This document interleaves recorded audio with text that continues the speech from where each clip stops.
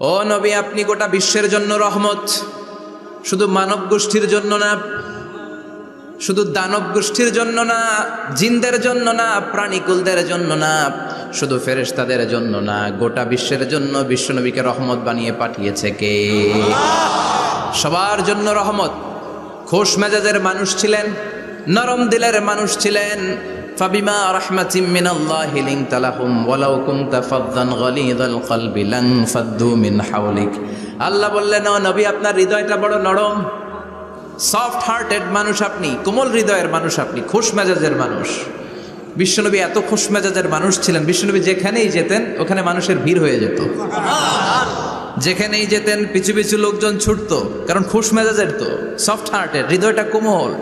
ওনার সাথে কথাই বলতে মনে চায়, টাইম পাস করতে মনে চায়। আল্লাহু আকবার। বাচ্চাদের জন্য রহমত। ছোট বাচ্চারা বিশ্বনবীর সামনে যদি কখনো চলে আসতো, বিশ্বনবী ওনার কোমল হাতটা বাচ্চাদের মাথার মধ্যে হাত বুলিয়ে দিতে। এমন কোনো বাচ্চা বিশ্বনবীর সামনে দিয়ে ক্রস করতে পারতো না যে বাচ্চার মাথায় বিশ্বনবী হাত বুলাতেন না। নাতিদেরকে অনেক আদর করতেন। হাসান আর হুসাইন রাইহানাতাইন, বিশ্বনবীর সুগন্ধি। হাসান বিশ্বনবীর কোলে উঠলে সাইয়েদনা হুসাইন কোলে ওঠার জন্য কান্না করতেন, আবার হুসাইন কোলে উঠলে হাসান কান্না করতেন।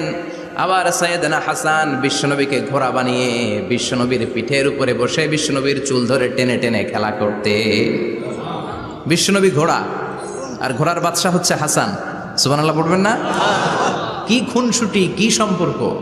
স্ত্রীদের সাথে ভালো আচরণ, কম্প্যানিয়ন্স যারা আছে সাথীদের সাথে ভালো আচরণ, সবার সাথে ভালো আচরণ, সবার জন্য রহমত। এজন্য আল্লাহ বললেন, ওয়ামা আরসালনাকা ইল্লা রাহমাতাল লিল আলামিন। I have sent you as a mercy for the entire universe. ও নবী, আপনি সবার জন্য রহমত, আপনি সবার জন্য কল্যাণ। আপনার মধ্যে রহমতের বাড়িধারা এত বেশি, আপনি হ্যাঁ বললে শরীয়তের হুকুম হালাল হয়ে যায়, আপনি না বললে শরীয়তের হুকুম হারাম হয়ে যায়। আবার আপনি আঙ্গুল তুললে চাঁদ দুই ভাগ হয়ে যায়, জমিন থেকে পা তুললে আপনি আকাশে মেরাজে চলে যান। কি স্ট্যাটাস! কুড ইউ ইমাজিন কি স্ট্যাটাস আল্লাহ ওনাকে দিয়েছে! উনি হ্যাঁ বললে এটা হালাল, কারণ কোনটা হালাল কোনটা হারাম এটা ওনার কাছ থেকে জেনেছে। উনি যদি বলে ইয়েস, করতে পারবেন আপনারা, হালাল, কোটি কোটি মানুষের জন্য পারমিসিবল, লিগাল। উনি যদি বলেন নো, আমাদের সবার জন্য এটা হারাম, কোটি কোটি মানুষ আর করতে পারবো না। ফুল তুলেছেন, চাঁদ দুই ভাগ হয়েছে, পা তুলেছেন, মেরাজে চলে গিয়েছে। আল্লাহু আকবার। তার মানে এমন নবী যে নবীর হা এবং না এগুলো শরীয়তের দলিল, ঠিক কিনা? এ নবী এমন নবী, এ নবীরে বাদ দিলে কোরআন বোঝা যায় না, এ নবীরে বাদ দিলে হাদিস বোঝা যায় না, এ নবীরে বাদ দিলে নামাজ বোঝা যায় না, ঠিক কিনা? কারণ কেমন করে নামাজ পড়তে হবে এই নবী আমাদেরকে হাতে কলমে শিখিয়েছে। সল্লু কামা রাআইতুমুনি উসাল্লি, আমি যেমনি সালাত পড়ি তেমনি পড়ো। বিশ্বনবী যেমন শিখিয়েছেন তার বাইরে অন্য কোনো নিয়মে সালাত পড়লে হবে নাকি? কথা বলেন। ফজরের সালাত 2 রাকাত, আপনি যদি পড়েন 3 রাকাত, কবুল হবে নাকি? 4 রাকাত পড়লে, 6 রাকাত, 12 রাকাত এরকম পড়লে মায়ের আসনা নাই, কবুল হবে না। অনেক বেশি পড়েছেন, সময়ও দিয়েছেন বেশি, কবুল হবে না। কেননা বিশ্বনবী যেভাবে শিখিয়েছে ওইভাবে পড়েন নাই তো, ঠিক কিনা? আবার বিশ্বনবী যেমন রোজা রেখেছেন তেমন রাখতে হবে। কেমন করে রোজা রাখতে হয় বিশ্বনবী শেখালেন। ফজর থেকে শুরু করে সন্ধ্যা পর্যন্ত রোজা রাখবেন। আপনি সকাল থেকে শুরু করে আসর পর্যন্ত রেখে আসরের পর ইফতারি করলে হবে নাকি? কথা বলেন। কারণ বিশ্বনবীর পদ্ধতিতে হয় নাই। আবার এই নবীকে বাদ দিলে হজ বোঝা যায় না, কেননা এই নবী কেমন করে হজ করতে হয় আমাদেরকে শিখিয়েছেন। বিশ্বনবী ওনার পুরো জীবনে 4টা উমরা করেছেন, একটা মাত্র হজ করেছেন। আর বলেছেন, খুযু আন্নী মানাসিকাকুম, কেমন করে হজ করতে হয় আমার কাছ থেকে তোমরা শিখে নাও। হজের সিস্টেম কি আমার থেকে শিখে নাও।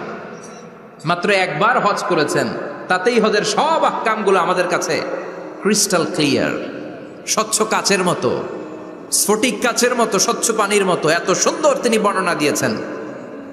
এই বর্ণনার উপর ভিত্তি করে লক্ষ লক্ষ মানুষ গোটা বিশ্ব থেকে কাবার প্রান্তরে জমা হয়, ঠিক কিনা? মাসাবাতান লিন্নাসি ওয়া আমনা, গোটা বিশ্বের মানুষের মিলন কেন্দ্র। আপনি যখন মসজিদুল হারামে যাবেন, মসজিদে নববীতে যাবেন, দেখবেন আজান হয়ে গেলে লক্ষ লক্ষ মানুষ কাবার দিকে ছুটে, ঠিক কি না? আজান হওয়ার সাথে সাথে সারে আল হিজরা দিয়ে, জারওয়াল দিয়ে, গাজ্জা দিয়ে, আজিয়াদ রোড দিয়ে পঙ্গপালের মতো মানুষগুলো কাবা কেন্দ্রিক হতে শুরু করে। কারণ কাবা হচ্ছে অ্যাসেম্বলি পয়েন্ট, গ্যাদারিং পয়েন্ট, এটা মিলন কেন্দ্র। এই কাবাকে কেন্দ্র করে প্রতিদিন লক্ষ লক্ষ মানুষের মিলন মেলা বসে। চিল্লায় বলেন ঠিক কিনা? কেমন করে হজ পালন করবেন বিশ্বনবী শেখালেন। কারণ বিশ্বনবীরে বাদ দিলে হজ বোঝা যায় না। তার মানে বুঝলাম উনি হ্যাঁ বললে হালাল, না বললে হারাম। উনারে বাদ তো কোরআন বাদ, উনি বাদ তো হাদিস বাদ। কথা বলেন? উনি বাদ তো নামাজ বাদ, উনি বাদ তো রোজা বাদ, উনি বাদ তো হজ বাদ। এজন্য উনারে বাদ দিলে কোরআন বোঝা যায় না, নামাজ বোঝা যায় না, উনারে বাদ দিলে হজ বোঝা যায় না। তাই উনার সাথে যারা বেয়াদবি করবে ওদেরকেও এমনি এমনি ছেড়ে দেয়া যায় না। বিশ্বনবীর সাথে যদি বেয়াদবি করে এটা অনেক বড় ধরনের বেয়াদবি, এটা রাষ্ট্রীয় আইন করে ওকে শাস্তি দিতে হবে, ঠিক কিনা? বিশ্বনবীর বিরুদ্ধে যদি ব্লগে কিছু লিখে, কেউ ব্লগ লিখে, বিশ্বনবীর পারিবারিক জীবন নিয়ে যদি কেউ কটু কথা বলে, বাজে মন্তব্য করে, বিশ্বনবীর ব্যাপারে যদি শাহবাগের চত্বর থেকে, প্রজন্ম চত্বর থেকে কোনো কথা বলে, ওই বেয়াদবগুলারে ফাঁসির রশিতে ঝুলানোর দরকার আছে না নাই? Very sensitive issue. বিশ্বনবীর সম্মান গোটা উম্মার সম্মান। কারণ বিশ্বনবী বাদ তো পুরো ইসলাম বাদ। এজন্য আমার নবীর বিরুদ্ধে কথা বললে ওর সাথে আমাদের কোনো কথা নাই। চিল্লায় বলেন ঠিক কিনা? এই সেন্সিটিভ ইস্যুতে আমরা সবাই এক। এখানে জামাত ইসলাম নাই, হেফাজতে ইসলাম নাই, তাবলীগ নাই, আলিয়া নাই, কওমি নাই। বিশ্বনবীর সাথে বেয়াদবি করলে ওগুলোকে রাষ্ট্রীয়ভাবে ফাঁসি দেওয়ার দরকার, শাস্তি দেওয়ার দরকার আছে না নাই? সবাই একমত? এই বেয়াদবগুলোর সাথে আমাদের কোনো সম্পর্ক নাই। চিল্লায় বলেন ঠিক কিনা? এই বেয়াদবগুলো যদি নবীর ব্যাপারে আর কিছু বলে সবাই মাঠে নামতে রাজি আছেন তো? এদের বিরুদ্ধে মুষ্টিবদ্ধ হাত নিয়ে ময়দানে থাকতে রাজি আছো তো মুসলমান? কারা কারা রাজি হাত তুলে আল্লাহর দেখা।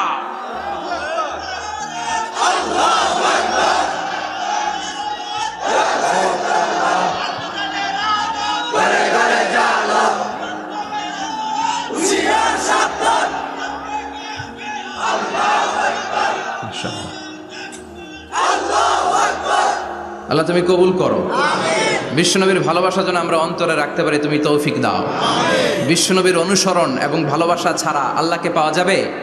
আল্লাহকে যে পাইতে চায় হাজরাতের অনুসরণে, আরশ কুরসি লৌহ কালাম না চাইতে পেয়েছে সে। হাজরাতের অনুসরণে আরশ কুরসি লৌহ কালাম না চাইতে পেয়েছে সে। সুবহানাল্লাহ পড়েন। এজন্য আল্লাহ বললেন, নবী আপনাকে আমি গোটা বিশ্বের মানুষের জন্য রহমত করে পাঠালাম।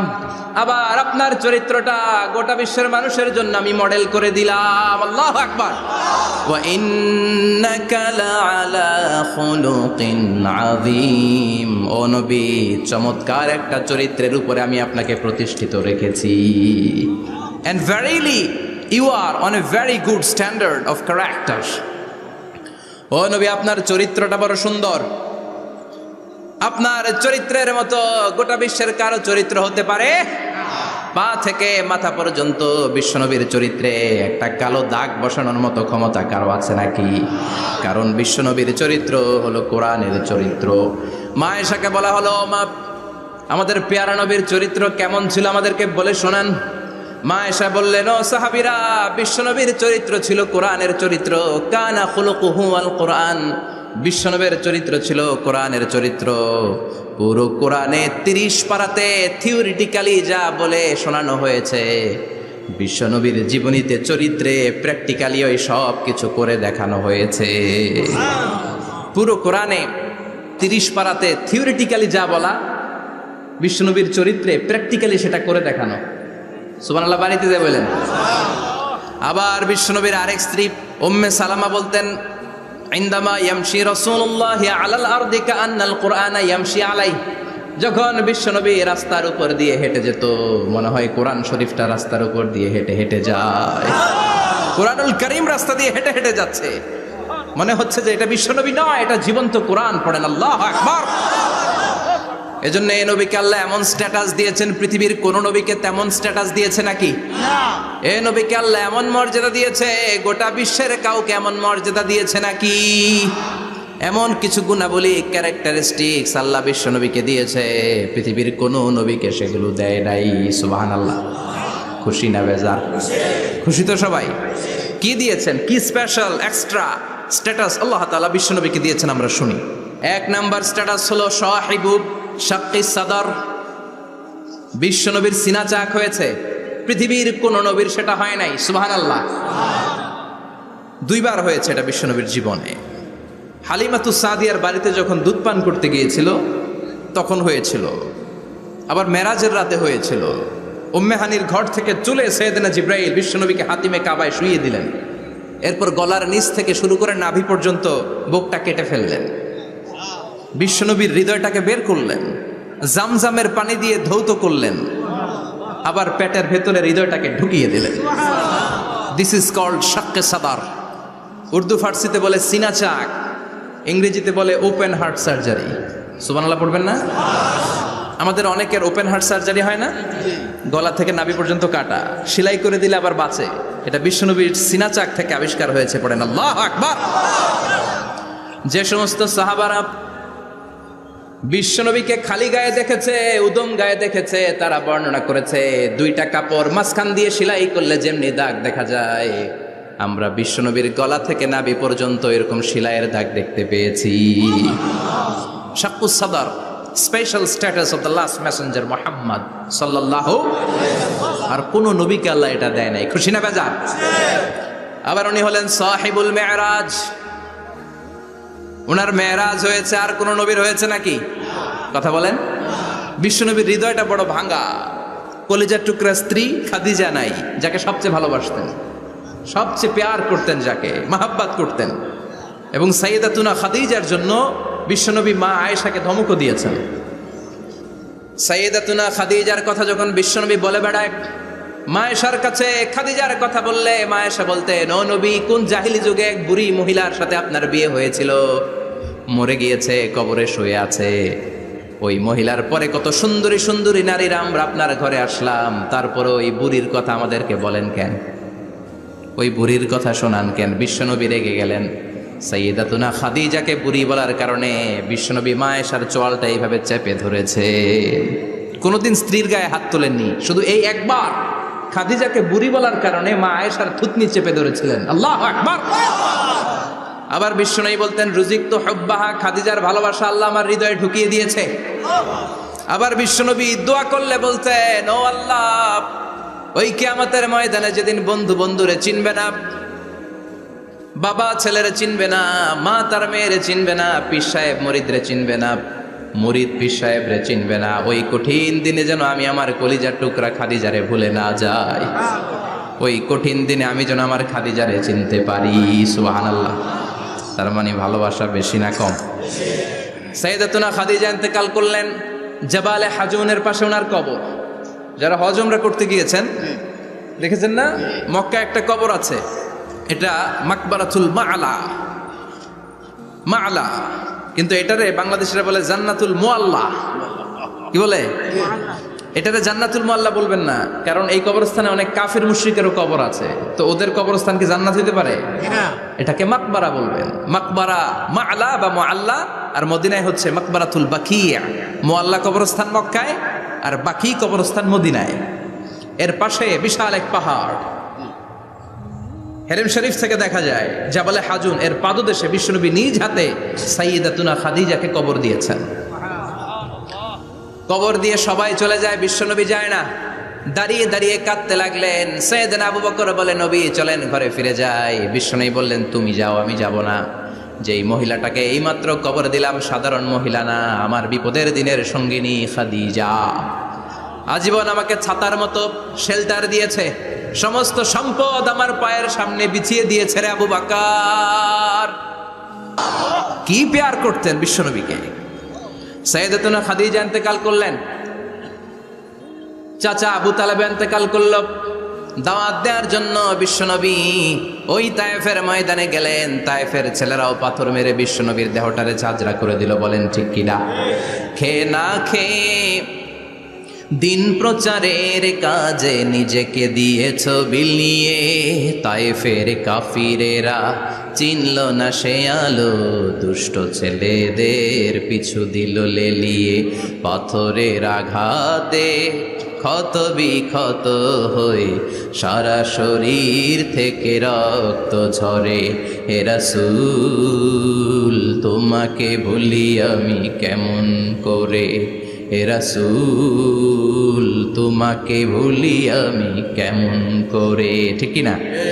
খাদিজা নাই, আবু তালেব নাই, তায়েফে যে মার খেয়ে আসলেন, অন্তরটা একেবারে ভাঙা, আর মন বসে না, কিচ্ছু ভাল লাগে না। বিশ্বনবীর মনের ভেতরে হাহাকার। বিশ্বনবীর মনে হলো ডানে বায়ে দুনিয়ায় আমার মনে হয় কেউ নাই। বিশ্বনবী দুনিয়ায় বসে কষ্ট পায়, আরশের উপর থেকে এগুলো দেখে কে? আল্লাহ প্ল্যান করছেন কেমন করে আমার বন্ধুর মনটারে ভালো করা যায়। বিশ্বনবীকে স্পেশাল সারপ্রাইজ দেওয়ার জন্য আল্লাহ প্ল্যান করলেন। জিব্রাইল ডেকে বললেন, ও জিব্রাইল, আমার পেয়ারা নবীকে স্পেশাল সারপ্রাইজ দিব, কিন্তু এই সারপ্রাইজের গিফটটা তোমার হাত দিয়ে আমি দিতে চাই না, তুমি দিয়ে আসলে হবে না। আমার পেয়ারা নবীকে দুনিয়া থেকে টান দিয়ে আমার আরশের উপরে নিয়ে আসো। সাহিবুল মেরাজ, যেই নবীর মেরাজ হয়েছে আর কোন নবীর হয় নাই। এই মেরাজ করতে যে কত কাণ্ড, কত প্ল্যান প্রোগ্রাম আল্লাহর।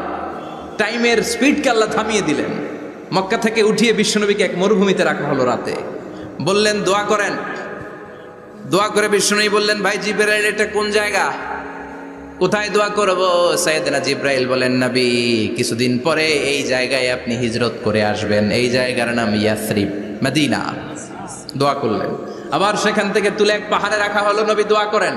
দোয়া করে নবী বললেন, এটা কোন পাহাড়? অন্ধকার, আমি তো কিছু চিনি না। সাইয়েদনা জিবরাইল বললেন, নবী এটা সাধারণ পাহাড় নয়, এই পাহাড়ের কথা আল্লাহ কোরআনে বলেছেন, এই পাহাড়ের কসম আল্লাহ কোরআনে খেয়েছেন। এই পাহাড়টা হলো আপনার ভাই মুসার পাহাড়, তুর পাহাড়। তুর পাহাড়ে তিনি দোয়া করলেন। কত কিছু করে বিশ্বনবীকে আল্লাহর আরশে নিয়ে যাওয়া হলো। সাহিবুল মেরাজ। বিশ্বনবী ছাড়া আর কোন নবীর কি এরকম মেরাজ হয়েছে?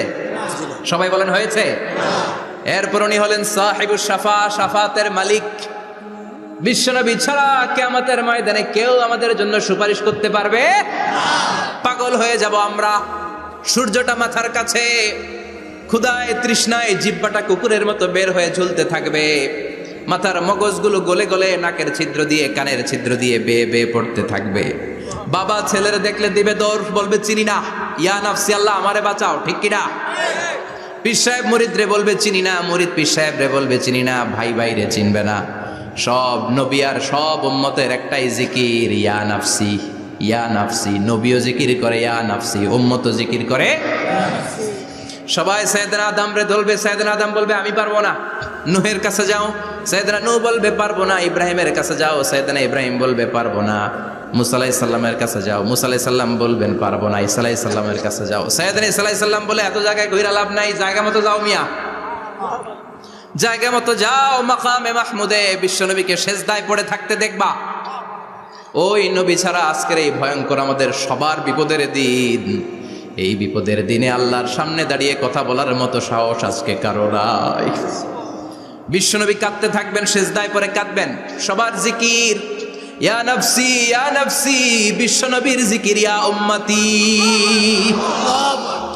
কাঁদতে কাঁদতে নবী আমার বেহুশ। সবাই বিশ্বনবীর চারদিকে দাঁড়িয়ে থাকবে গোল হয়ে। আমার নবী মাকামে মাহমুদে সেজদায় পড়ে থাকবে। বিশ্বনবীর কান্না দেখে আল্লাহর সহ্য হবে না। আল্লাহ বলবে না নবী ইরফা রাসাক, মাথা উঠান, আর সইতে পারি না। সাল তোতা, এবার চান, কি লাগবে আপনার সব দেব। ওয়াশফা তুশাফা, যার জন্য সুপারিশ করবেন তাকেই জান্নাত দিয়ে দেব। বিশ্বনবী বলেন লিকুল্লি নবীন দাওয়া মুস্তাজাবা। সব নবীর দুনিয়াতে একটা স্পেশাল দোয়া ছিল, এটাকে বলে দাওয়া মুস্তাজাবা। এই দোয়াটা করলেই কবুল করে নিয়েছে কে? সব নবীর ওই দোয়াটা দুনিয়াতেই করেছেন। শুধুমাত্র কেবলমাত্র বিশ্বনবী তার স্পেশাল দোয়াটা আজ পর্যন্ত, এখন পর্যন্ত করে নাই। বিশ্বনবী বলেন ওয়া ইন্নী আখতাবিউ দাওয়াতি শাফাআতান লি উম্মতি ইয়াউমাল কিয়ামাহ। আমি আমার দোয়াটা, আমি আমার স্পেশাল সাপ্লিকেশনটা কিয়ামতের দিন কঠিন মুসিবতের কালে তোমরা যখন বিপদে পড়ে যাবা, আমার স্পেশাল দোয়াটা ওই দিন করে আমি তোমাদের সুপারিশ করে জান্নাতে পাঠায়া দেব। সাহিবুশ শাফা, বিশ্বনবী ছাড়া কথা বলার মতো ক্ষমতা, স্পর্ধা, সাহস সেদিন কারো থাকবে না। চিৎকার করে বলেন ঠিক কিনা? আবার উনি সাহিবুল কাউসার, উনি কাউসারের মালিক। আল্লাহ ওনাকে কাউসার দিবেন। অন্য নবীদেরও দিছে না? কথা বলেন। কাউসার দিয়েছে। কি মজার পানি, আহলা মিনাল আসাল, মধুর চাইতেও মিষ্টি, সুইটার দেন হানি, মধুর চাইতেও মিষ্টি, আব্রাদু মিনাস সালজ, বরফের চাইতেও ঠান্ডা, আবিয়াদু মিনাল লাবান, দুধের চাইতেও সাদা। এক ঢোক যে পান করবে আজীবনের জন্য তৃষ্ণা চলে যাবে। সাহিবুল কাউসার। তৃষ্ণার চোটে আমরা পাগল পারা হয়ে বিশ্বনবীর কাউসারের দরবারে যাব। বিশ্বনবী পেয়ালার মধ্যে করে করে আমাদেরকে কাউসার পিলাবেন। এই কাউসারের ক্ষমতাও রব্বুল আলামিন পৃথিবীর কোন নবীকে দেন নাই। সব নবীরাও বিশ্বনবীর কাছে চেয়ে চেয়ে কাউসার সেদিন খাবে। সুবহানাল্লাহ পড়বেন না? সাহিবুল কাউসার, সাহিবুল মেরাজ, সাহিবুল শাফাআহ, সাহিবুল মাকাম আল মাহমুদ। আজানের পরে দোয়াতে বলি না, আতি মুহাম্মাদিনিল ওয়াসিলাতা ওয়াল ফাদিলা ওয়া বা'আসু মাকামান মাহমুদা। ও আল্লাহ, আমার নবীর আপনি মাকামে মাহমুদ দেন। মুফাসসিরিন ইকরাম, মুহাদ্দিসিন ইকরাম এই মাকামে মাহমুদ কি এটার ব্যাখ্যা করতে যেয়ে হয়রান হয়েছেন। কেউ বলেছেন কিয়ামতের ময়দানে বিশাল একটা সিংহাসন, কেউ বলেছে জান্নাতের মধ্যে একটা সিংহাসন, কেউ বলেছে না না, আমার আল্লাহর আরশের পাশে স্পেশাল একটা জায়গা আছে, ওই জায়গাটার নাম হলো মাকামে মাহমুদ। ওখানে বিশ্বনবী বসবেন। এই নবীর সাথে কারো স্ট্যাটাসের কোনো তুলনা চলে? কথা বলতে হবে। এই নবীরে গালি দিলে কলিজায় আগুন লাগে না? এই নবীর বিরুদ্ধে কথা বললে মুসলমান সইতে পারে? এমন স্ট্যাটাস আল্লাহ বানালেন, এত মর্যাদা আল্লাহ দিলেন, এত সম্মান দিলেন, গোটা বিশ্বের কোনো নবীরে দেয় নাই। আবার বিশ্বনবী বলতেন, নুসিরতু বির-রু'বি মাসিরাতা শাহর, আমাকে আল্লাহ ভয় দিয়ে সাহায্য করেছেন। আমি যেই জায়গায় দাঁড়িয়ে থাকি, আমার ডানে বায়ে সামনে পেছনে 1 মাসের জায়গা পর্যন্ত কোনো কাফির আমার সামনে আসতে পারে না ভয়ে। 1 মাসের জায়গা পর্যন্ত কোনো কাফির যদি দাঁড়ায় থাকে, বিশ্বনবীর জন্য ভয়ে তার কলিজায় ধুকধুকানি শুরু হয়ে যায়। ধরেন আমি ওনারে ভয় পাই, কাছে আসলেই না ভয়, দূরে গেলে তো আমি পালোয়ান, ঠিক কিনা? উনি আছে কোম্পানিগঞ্জ বাজারের ওইদিকে, আমি এদিকে, আমি পালোয়ান, স্বাস্থ্যের সমস্যা নাই, ঠিক কিনা? কারণ কাছে নাই। কিন্তু বিশ্বনবী এমন পাওয়ারফুল ছিলেন, কাছে আর দূরে কোনো কথা না, ডানে বায়ে সামনে পেছনে 1 মাসের দূরত্ব। এই লোকেশনের মধ্যে যদি কোনো কাফির মুশরিকের আন্ডা বাচ্চা থেকে থাকে, বিশ্বনবীর ব্যাপারে ভয় তাদের অন্তরের মধ্যে ঢুকিয়ে দেয় কে? এজন্য বিশ্বনবীর সাথে কারো মর্যাদার কোনো তুলনা চলে? বিশ্বনবী আমাদের মডেল। আমাদের মডেল কে? কথা বলেন, সবাই বলেন। আপনাদের মনোযোগ আছে না গেছে? জিমাই পড়তেছেন মনে হয়। এটা কিন্তু ক্লাস। আমি সবসময় বলি আমার আলোচনা ক্লাসের মতো মনে করবেন, because I consider all the sitting person in front of me, beside me as a student. আমি যখন কথা বলি সবাইকে আমি স্টুডেন্ট ভাবি, আমাকে শিক্ষক ভাবি। আমার আগে যিনি কথা বলেছেন তখন উনি ছিলেন আমাদের শিক্ষক, আমার পরে কেউ বললে উনি শিক্ষক, আমরা ছাত্র, ঠিক কিনা?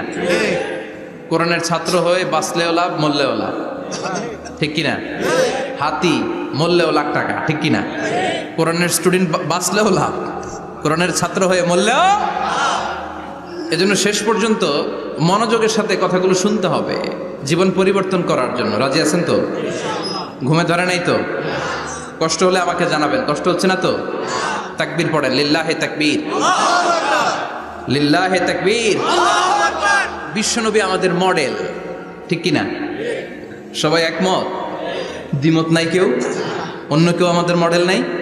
শাহরুখ খান, আমির খান, সালমান খান, কেউ আমাদের মডেল না। আমাদের মডেল হচ্ছে বিশ্বনবী, ঠিক কিনা?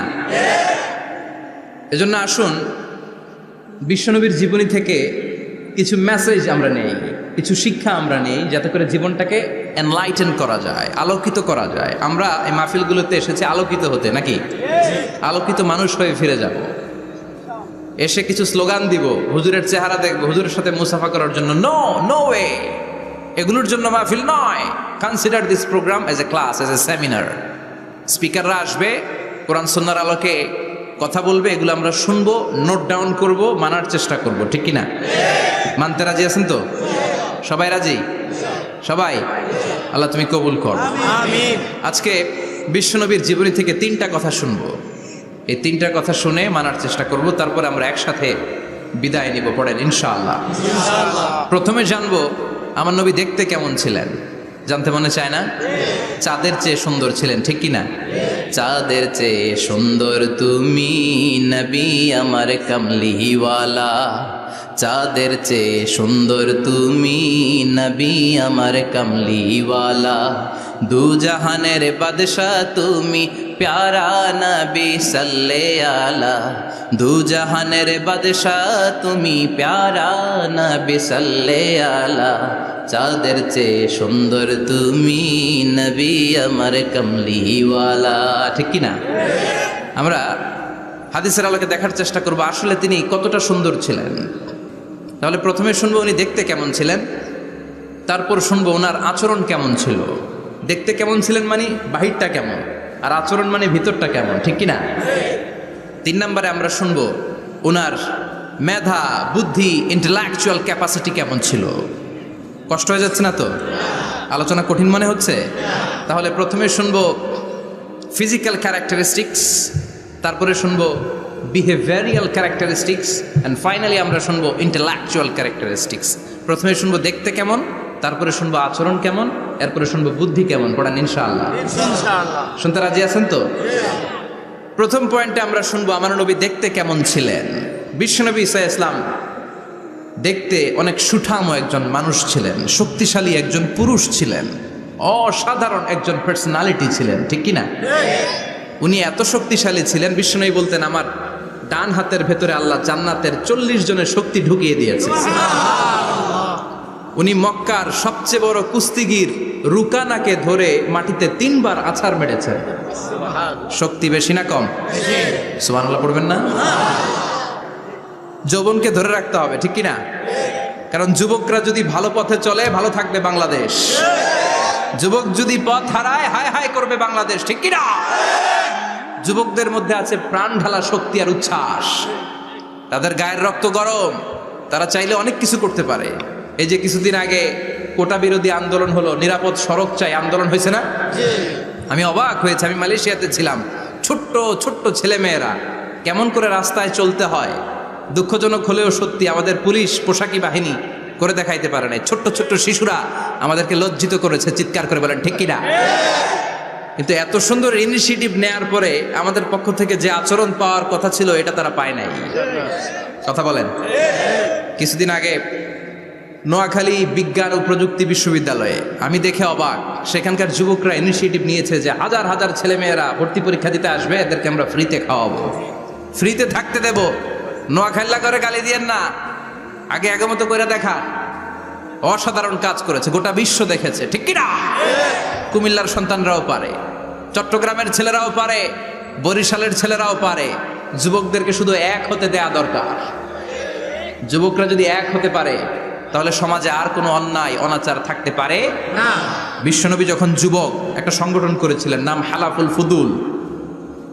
হালাফুল ফুদুল করেছিলেন, ওনার বয়সের 15-20 বছরের সবাইকে এক প্ল্যাটফর্মে নিয়ে এসেছেন, হাতে হাত রেখে শপথ করেছেন, দে টুক অ্যান ওথ, কোনো টেন্ডারবাজি চলবে না, চাঁদাবাজি চলবে না, মাস্তানি চলবে না, ইফটিজিং চলবে না, মেয়েদের ওন্না ধরে টানাটানি চলবে না, খাদ্যে ভেজাল চলবে না, ওজনে কম চলবে না, অন্যায়গুলো সমাজ থেকে দূর করে দিতে হবে। চিৎকার করে বলেন ঠিক কিনা? এজন্য যুবকরা যদি ইসলাম মানে ভালো থাকবে বাংলাদেশ, যুবকরা যদি কোরআন মানে নিরাপদে থাকবে আমার লাল সবুজের পতাকা। এজন্য যুবকদেরকে সংঘবদ্ধ হতে হবে, যুবকদের জন্য ইসলাম প্র্যাকটিস করার সুযোগ আমাদের জন্য বাড়াইতে হবে। এজন্য যুবক ভাইয়েরা অলওয়েজ কিপ ফিট, এক্সারসাইজ করবা, খেলাধুলা করবা, জিমনেশিয়ামে যাবা, কারণ আল মুমিন আল কবি খায়রুম মিনাল মুমিন আদ দাঈফ। বিশ্বনবী বলেছেন শক্তিশালী মুমিন দুর্বল মুমিনের চাইতে আল্লাহর কাছে অনেক বেশি প্রিয়। সুবহানাল্লাহ। কারণ আমরা যারা দুর্বল, জিহাদের ময়দানে আমরা এক দৌড় দিয়া বেহুশ, ঠিক কিনা? এই যে ৭১ সালে পাক হানাদার বাহিনীদের সাথে যুদ্ধ করছে কি বুড়া মানুষেরা? না, আমার দামাল ছেলেরা, যুবক ভাইয়েরা। বিশ্বনবী সাল্লাল্লাহু আলাইহি ওয়াসাল্লাম অলওয়েজ ফিট থাকতেন। ওয়া কানা কাফফুহু আলিয়ানু মিনাদ দিবাজ। বিশ্বনবীর হাত, এই হাতের তালু রেশমের কাপড়ের চেয়েও বেশি সফট ছিল। Softer than silk, softer than silk, সিল্কের চাইতেও বেশি সফট। সিল্কের কাপড় চিনেন না? জর্জেটের কাপড়, ধরতে কোমল লাগে, মোলায়েম লাগে। বিশ্বনবীর হাতের তালু এর চাইতে মোলায়েম। এই জন্য এই মোলায়েম হাত যদি কেউ মুসাফা করার সুযোগ পাইতো, কেউ আর হাত ছাড়তে চাইতো না। আর বিশ্বনবীর অভ্যাস ছিলেন, বিশ্বনবী কারোর সাথে মুসাফা করলে, যার সাথে মুসাফা করেছেন উনি হাত টেনে না নিলে বিশ্বনবী ওনার হাত টেনে নিতেন না। আল্লাহু আকবার পড়বেন না? কি অসাধারণ ব্যক্তিত্ব ছিল। হাতের তালু ছিল সফটার দেন সিল্ক। ওয়া কানা রাবাআতাম মিনাল কওম লাইসা বিত-তাবিল ওয়ালা বিল কাসীর। বিশ্বনবী দেখতে একজন মাঝারি গড়নের লোক ছিলেন, খুব লম্বাও না, খুব খাটোও না। খুব বেশি লম্বাদেরকে ভাল লাগে? কথা বলে তাকাইতে গেলে টুপি পরে যাওয়ার সম্ভাবনা আছে। খুব খাটো যারা, এদেরকেও কিন্তু দেখতে অতটা ভাল লাগে না। বিশ্বনবী ছিলেন ব্যালেন্সড, মাঝারি ধরনের। লাইসা বিত-তাবিল ওয়ালা বিল কাসীর। কিভাবে আল্লাহ চুজ করেছেন ওনার প্যারা হাবিবকে, পড়েন সুবহানাল্লাহ। ওয়া কানা আযহারাল লাউন। ফর্সা রঙের মানুষ ছিলেন, ব্রাইট কালার। কি কালার? Bright colour. সিভি যারা লিখেন কারিকুলাম ভিটা, ওইখানে স্কিন কালার লিখতে হয়। আপনি কি ফর্সা না কালো? কালো হলে ব্ল্যাক কালার, ফর্সা হলে ব্রাইট কালার। বিশ্বনবী ছিল ব্রাইট কালার, ফর্সা রঙের মানুষ। কতটা সুন্দর ছিলেন! অনেকে বলে সাইয়েদনা ইউসুফ আলাইহিস সালাম বেশি সুন্দর। না না, বিশ্বনবী সাইয়েদনা ইউসুফ আলাইহিস সালামের চেয়ে অনেক গুণ বেশি সুন্দর ছিলেন। বিশ্বনবী বলতেন আনা মালিহুন ওয়া আখি ইউসুফু সাবিহুন। আমি বিশ্বনবী মালিহ। আলেম যারা আছেন উত্তর দেন আরবিতে। মিলহুন মানে কি? লবণ। তার মানে মালিহ মানে লাবণ্যময়। বিশ্বনবী লাবণ্যময় সুন্দর ছিলেন, আর ইউসুফ আলাইহিস সালাম সাদা সুন্দর ছিলেন। এদিকে লাবণ্যময়, এদিকে সাদা, কোনটা ভাল লাগবে? কথা কন। তার মানে বিশ্বনবীর গায়ের স্কিন ছিল ব্রাইট কালার, ফর্সা রঙের মানুষ ছিলেন, মাঝারি সাইজের মানুষ ছিলেন, সিক্স প্যাকের মানুষ ছিলেন। ওয়া কুবিদা ওয়া লাইসা ফি রাসিহি ওয়া লিহিয়াতিহি 20 শাআরা বাইদা। ইন্তেকালের আগে দাড়ি আর চুল মিলে 20টা দাড়ি চুলের বেশি পাকে নাই। সুবহানাল্লাহ পড়বেন না? দাড়ি আর চুল মিলে মোট পাকছিল কয়টা? অনেকে বলে হুজুর স্বপ্নের ব্যাখ্যা দেন। কি স্বপ্ন দেখেছেন? তিনি বললেন আমি স্বপ্নে দেখেছি একজন লোক আল্লাহ রাসূলের কবর থেকে উঠে এসেছে। তাই নাকি? উনি জানতে চাচ্ছে যে এটা আল্লাহ রাসূল কিনা। আমি বললাম চেহারা কেমন দেখেছেন? বলে হুজুর আমি দেখলাম ধবধবে সাদা দাড়ি, ধবধবে সাদা চুল। তার মানে উনি কি আল্লাহ রাসূলকে দেখেছে? না, আল্লাহ রাসূলের ধবধবে সাদা চুল ছিল না, ধবধবে সাদা দাড়ি ছিল না। ইন্তেকালের আগে দাড়ি আর চুল মিলে পাকছিল কয়টা? কোম্পানিগঞ্জের ভাইয়েরা মনে থাকবে? দাড়ি আর চুল মিলে পেকেছিল কয়টা? কেমন করে পাকবে? উনি তো জাইতুনের তেল মালিশ করতেন। সুবহানাল্লাহ। এজন্য আল্লাহ কসম করে বললেন ওয়াত-তিনি ওয়াজ-জাইতুনি ওয়া তুরি সিনিন ওয়া হাযাল বালাদিল আমিন। তিন ফলের কসম, জাইতুনের কসম। এই তিন জাইতুন যারা খাবে তাদের দাড়ি চুল সহজে পাকবে না। জাইতুন চিনেন? Olive oil. জলপাই আছে না? আরব দেশের জলপাইকে বলে জাইতুন। তাম্বুতু বিদ্দিহিনি ওয়া সিবগিল লিল আকিলিন। এটার অনেক কাজ। এটা খাওয়া যায়, মালিশ করা যায়, আবার এই জাইতুনের ডাল ভেঙে মেসওয়াকও করা যায়। বলেন ঠিক কিনা? বিশ্বনবী বলতেন নি'মা সিওয়াকিয়া জাইতুন। জাইতুনের ডালের মেসওয়াক কতই না চমৎকার মেসওয়াক। ফাইন্নাহা সিওয়াকি ওয়া সিওয়াকুল আম্বিয়া মিন ক্বাবলি। কেননা জাইতুনের ডাল আমার মেসওয়াক, আর আমার আগে যত নবী দুনিয়া এসেছে সব নবীরা জাইতুনের ডাল দিয়ে মেসওয়াক করেছে। এই জাইতুনের তেল আপনার বাজারে পাবেন। অলিভ অয়েল বলে জিজ্ঞেস করলে দিয়ে দিবে। কি অয়েল? এটা দাড়িতে মাখলে দাড়ি পাকে না, দেরিতে পাকে। চামড়ায় লাগালে ম্যাসেজ করলে চামড়ার ভাঁজগুলো পড়বে না, আপনার স্কিন সুন্দর থাকবে। বিশ্বনবী এটা মাখতেন, এজন্য দাড়ি আর চুল তেমন একটা পাকে নাই। আওয়াজ করে পড়তে হবে আল্লাহু আকবার। তুলুশ শাআর ইলা শাহমাতাইল উযুন। এবার শুনি বিশ্বনবীর চুল কেমন ছিল। বিশ্বনবীর চুল মাঝে মাঝে এই কানের লতি বরাবর আসতো, ইলা শাহমাথাইল উযুন, মানে বড় চুল রাখতেন, হেয়ার কাটটা ছিল লং হেয়ার কাট, মাঝে মাঝে কানের লতির মাঝামাঝি, আর কখনো কখনো কাঁধ বরাবর, ইলাল মানকিবাইন, 3 সিস্টেমে রাখতেন, কানের মাঝ, কানের লতি, কাঁধ বরাবর। ইয়াংরা মহা খুশি যে বড় চুল রাখার দলিল পাইছি। সুন্নতের নিয়তে রাখতে হবে, একটা ভদ্র কাটিং হইতে হবে। আর ইউনিভার্সিটি আর স্কুলের স্টুডেন্ট হলে ইউনিভার্সিটির ড্রেস কোড, হেয়ার কাট মেনে চলতে হবে, ঠিক কিনা? আর সুন্নাতের নিয়তে যদি রাখতে চাও, একটা ভদ্রতা থাকতে হবে, একটা সৌন্দর্য থাকতে হবে। ইদানিং অনেক ছেলেরা খুব অদ্ভুত কাটিং দেয়, এই হেয়ার কাটগুলো নিষিদ্ধ। একটা হেয়ার কাট আছে কাজাহ, নাহা রাসূলুল্লাহি আনিল কাজাহ, বিশ্বনবী কাজাহ কাটিং দিতে নিষেধ করেছেন। কাজাহ মানে চুলের কিছু অংশ ট্রিম করে চামড়ার সাথে লাগানো, কিছু অংশ বড় বড়, এরকম আছে না নাই? এটারে আমি বলি ঘোড়া কাটিং। কি কাটিং? ঘোড়া কাটিং। ঘোড়ার মাথায় এরকম লম্বা চুল আছে না নাই? কেউ যদি এখানে থেকে থাকো, মাইন্ড করো না, নেক্সটে আর এই হেয়ার কাট নিবা না, ঠিক কিনা? কাজে আছি তো। আমার যুবকরা পছন্দ করে বেশি, আমিও পছন্দ করি ওদেরকে খুব বেশি। ওরা আমার কথা বুঝে বেশি, আমিও ওদের হৃদয়ের কথা বুঝি বেশি, এজন্য এগুলো ভালোবেসে বলি। যদি কেউ নিয়ে থাকো এই নিষিদ্ধ হেয়ার কাট, সামনে আর নিবা না, ইনশাআল্লাহ পড়ো, আর জোরে ইনশাআল্লাহ। ওয়া কানা ইউফাররিকু বাইনা শা'রি, চুলের মাঝখানে বিষ্ণুনবী সিঁথি করতেন। আপনারা কাজী নজরুল ইসলামের ছবি দেখেছেন? দেখবেন যে উনি মাঝখানে সিঁথি করতেন। বিষ্ণুনবী এভাবে মাঝখানে সিঁথি করে সিঁথির মাঝখানে আতর ঢেলে দিতেন। কেন ঢেলে দিতেন? যেখানেই সেজদা দিতেন ওই জায়গায় আতরের ঘ্রাণে আমোদ হয়ে যেত। আরিদুস সদর, বুকটা ছিল প্রশস্ত। ওয়া কানা বাইনা কাতিফাইহি খাতামুন নবুওয়া, আর পিঠের মধ্যে কাজিররিল হাজালা, কবুতরের ডিমের মতো একটা মাহরুন নবুওয়া ছিল। উনি যে শেষ নবী, উনি যে প্রফেট, দ্য লাস্ট মেসেঞ্জার, এটা প্রমাণ আল্লাহ সিল মেরা দিছে। বাম দিকের কাঁধে, ডান দিকে না, কোন দিকে? সাহাবারা যারা এটা দেখেছেন তারা বলেছেন যে আমরা দেখেছি এর মধ্যে কিছু চুলও ছিল, একটু লালচে ছিল, একটু উঁচু ছিল। একদিন বিশ্বনবী বললেন, বান্দার কোনো হক আল্লাহ কোনোদিন ছেড়ে দেয় না। আল্লাহর হক আল্লাহ মাফ করে, বান্দার হকের মাফ নাই। যদিও আমি নবী, আমার উপর যদি কোনো হক থাকে বলো, আমি দিয়ে দেব। কোনো সাহাবী দাঁড়ায় না। এক সাহাবী দাঁড়িয়ে বললেন, নবী, যুদ্ধের ময়দানে চাবুক চালানোর সময়, লাঠি চালানোর সময় এক কাফেরকে মারতে যেয়ে আপনার লাঠির বাড়ি আমার পিঠের মধ্যে পড়েছে। আপনি যেহেতু এই কেসাসটা আদায় করতে চান, আপনার পিঠে আমি লাঠির বাড়ি মেরে এটারে শোধবোধ করে দিতে চাই। সাইয়েদনা ওমরে ফারুক হাতের জামা এরকম পড়তে শুরু করছে, আয় এদিকে আয়, তোরে শোধবোধ করাই। বিশ্বনবী বললেন, ওমর রাখো, এটা বান্দার হক, মিটাতে দাও। বিশ্বনবী বললেন, আসো তুমি এসে আমার পিঠে লাঠি দিয়ে চাবুক দিয়ে বাড়ি মারো। সাহাবী বলে, ও নবী, তখন দুর্ভিক্ষের সময়ের যুদ্ধ ছিল, আমাদের গায়ে জামা ছিল না। যখন আপনি আমার চাবুকটা পিঠের মধ্যে মেরেছেন, আমার পিঠে তখন জামা ছিল না। আপনি যদি যথা নিয়মে কেসাসটা আদায় করতে চান, আপনার জামাটা খুলেন, খালি পিঠের মধ্যে বাড়িটা মারিস। এবার ওমরে ফারুকরে ধরে কে?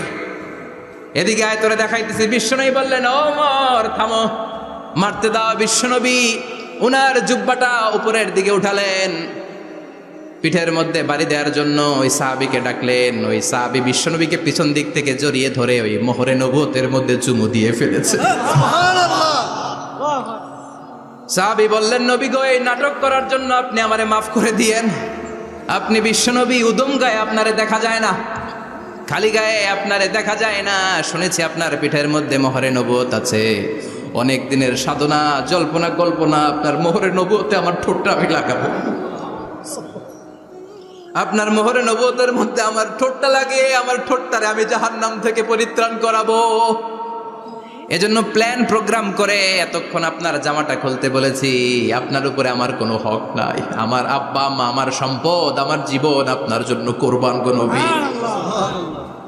বিশ্বনবীর পিঠে বাম দিকে খাতামুন নবুওয়া ছিল, মাহরে নবুওয়া। কোনো বর্ণনা এসেছে উনি এই মাহরে নবুওয়া দিয়ে পিছন দিকে দেখতেন। বিশ্বনবী যখন নামাজ পড়তেন উনি বলতেন, ইস্তাকিমু ওয়া'তাদিলু ইয়ারহামুকুমুল্লাহ, কাতার সোজা করো, ফাঁকা জায়গা বন্ধ করে দাও, কারণ আমি সামনে যেমনি দেখি পেছনেও তেমনি দেখি। অনেকে বলেন বিশ্বনবী পেছনে দেখতেন এই মাহরে নবুয়তের জায়গাটা দিয়ে, এটা ছিল বিশ্বনবীর behind CC camera. Behind close circuit camera. আল্লাহু আকবার। বিশ্বনবী ছাড়া কোন নবীর পিঠে এরকম মাহারে নবুয়া ছিল নাকি? কথা বলেন। এজন্য ওই নবীরে গালি দিলে সহ্য হয়? কথা বলেন, সহ্য হয়?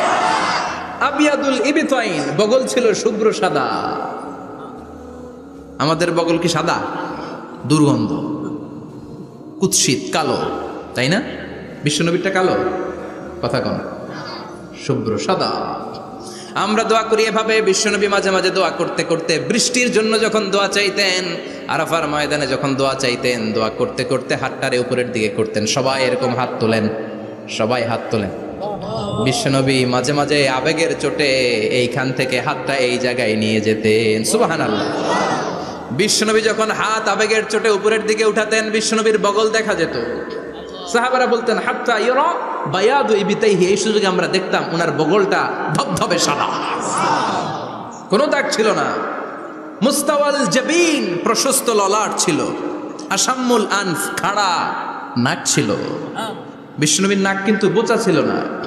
এরকম চারটা নাকরে আপনারা কোম্পানিগঞ্জে কি বলেন? চাকমা? কি নাক? হ্যাঁ, বুসা। নাক বুসা বা বোচা। বিশ্বনবীর নাক এই চাকমা স্টাইলে নাক ছিল না, খাড়া ছিল, খাড়া নাক ছিল। সুবহানাল্লাহ পড়ুন। মুফাল্লিজুল আসনান, দাঁতগুলো ছিল পরিপাটি। বিশ্বনবীর দাঁতের দিকে তাকালে, বিশ্বনবীর হাসির দিকে তাকালে মনে হতো হাসিতে যেন মুক্তা ঝরে। বিশ্বনবী দেখতে কেমন ছিল আন্দাজ পাচ্ছেন না মোটামুটি? এই চমৎকার দেহটা নিয়ে যখন আয়নার সামনে দাঁড়াতেন, বিশ্বনবী জোস জোস পোজ দিতেন না। এখনকার ছেলেপেলেরা বলে আয়নার সামনে দাঁড়াইয়া দেই জোস জোস পোজ, আছে না নাই? বিশ্বনবী জোস জোস পোজ দিতেন না। বিশ্বনবী আয়নার সামনে দাঁড়িয়ে বলতেন আল্লাহুম্মা হাসানতা খালকি ফাহসিন খুলুকি। ও আল্লাহ, আমার চেহারাটা যেমনি আপনি সুন্দর বানিয়েছেন, আমার হৃদয়টারেও সুন্দর করে দেন। What a attitude, what an attitude! কি অ্যাটিটিউড ছিল ওনার! আমরা আয়নার সামনে সেজে পড়ে দাঁড়ালে চুলকে সাইজ করি, পাং করি, স্টাইল করে ডিজাইন করি। বিশ্বনবী সুন্দর চেহারাটা নিয়ে যখন আয়নার সামনে দাঁড়াতেন বলতেন আল্লাহ, আমার চেহারাটা যেমনি সাদা, হৃদয়টারেও সাদা করে দেন। কিছু মানুষ আছে চেহারা সাদা, হৃদয় কালো, আছে না নাই? কিছু মানুষ আছে চেহারাটা কুচকুচে কালো, অন্তরটা সাদা, এমন মানুষও আছে না নাই? বিশ্বনবীর ভেতরও সাদা, বাহিরও সাদা। সুবহানাল্লাহ, সুবহানাল্লাহ। আর এই সুন্দর সাদা দেহ নিয়ে আয়নায় দাঁড়িয়ে পড়তেন আল্লাহ, চেহারা যেমনি সুন্দর, চরিত্রটাও সুন্দর করে দেয়। এজন্য আয়নার সামনে দাঁড়িয়ে এই দোয়ার দরকার আছে না নাই? পড়তে রাজি আছেন? মনে থাকবে না মাহফিল শেষ ভুলে যাবেন? মনে থাকবে? আয়নার সামনে আপনি যখন দাঁড়াবেন, আপনার স্ত্রী যখন দাঁড়াবে, আপনার বাচ্চারা যখন দাঁড়াবে, বলে দিবেন বাবা আয়নার সামনে দাঁড়ানোর দোয়া পড়ো। কত অসাধারণ দোয়া! পড়েন আওয়াজ করে আমার সাথে, আল্লাহুম্মা হাসানতা খালকি ফাহসিন খুলুকি। আল্লাহুম্মা হাসানতা খালকি ফাহসিন খুলুকি। এর মানে আল্লাহ, আমার চেহারাটা করেছো সুন্দর, আমার আচরণ, আমার চরিত্রটাও সুন্দর করে দাও। চিৎকার করে পড়েন আমিন। তাহলে বিশ্বনবীর ব্যাপারে তিনটা কথা আমরা শুনবো বলেছিলাম, প্রথমটা শুনে ফেলেছি। মানে উনি দেখতে কেমন ছিল, উনি দেখতে কেমন ছিল, এর মধ্যে আমাদের আমলের কিছু নাই, শুধু বর্ণনা করা আর শোনা আর বিশ্বনবীকে ভালোবাসা, ঠিক কিনা? কারণ উনার না খাড়া, আমার তো খাড়া নাও হইতে পারে।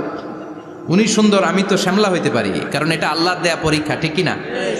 দ্বিতীয় পয়েন্ট থেকে আমাদের আমল শুরু। দ্বিতীয় পয়েন্ট ছিল বিশ্বনবীর আচরণগত বৈশিষ্ট্য।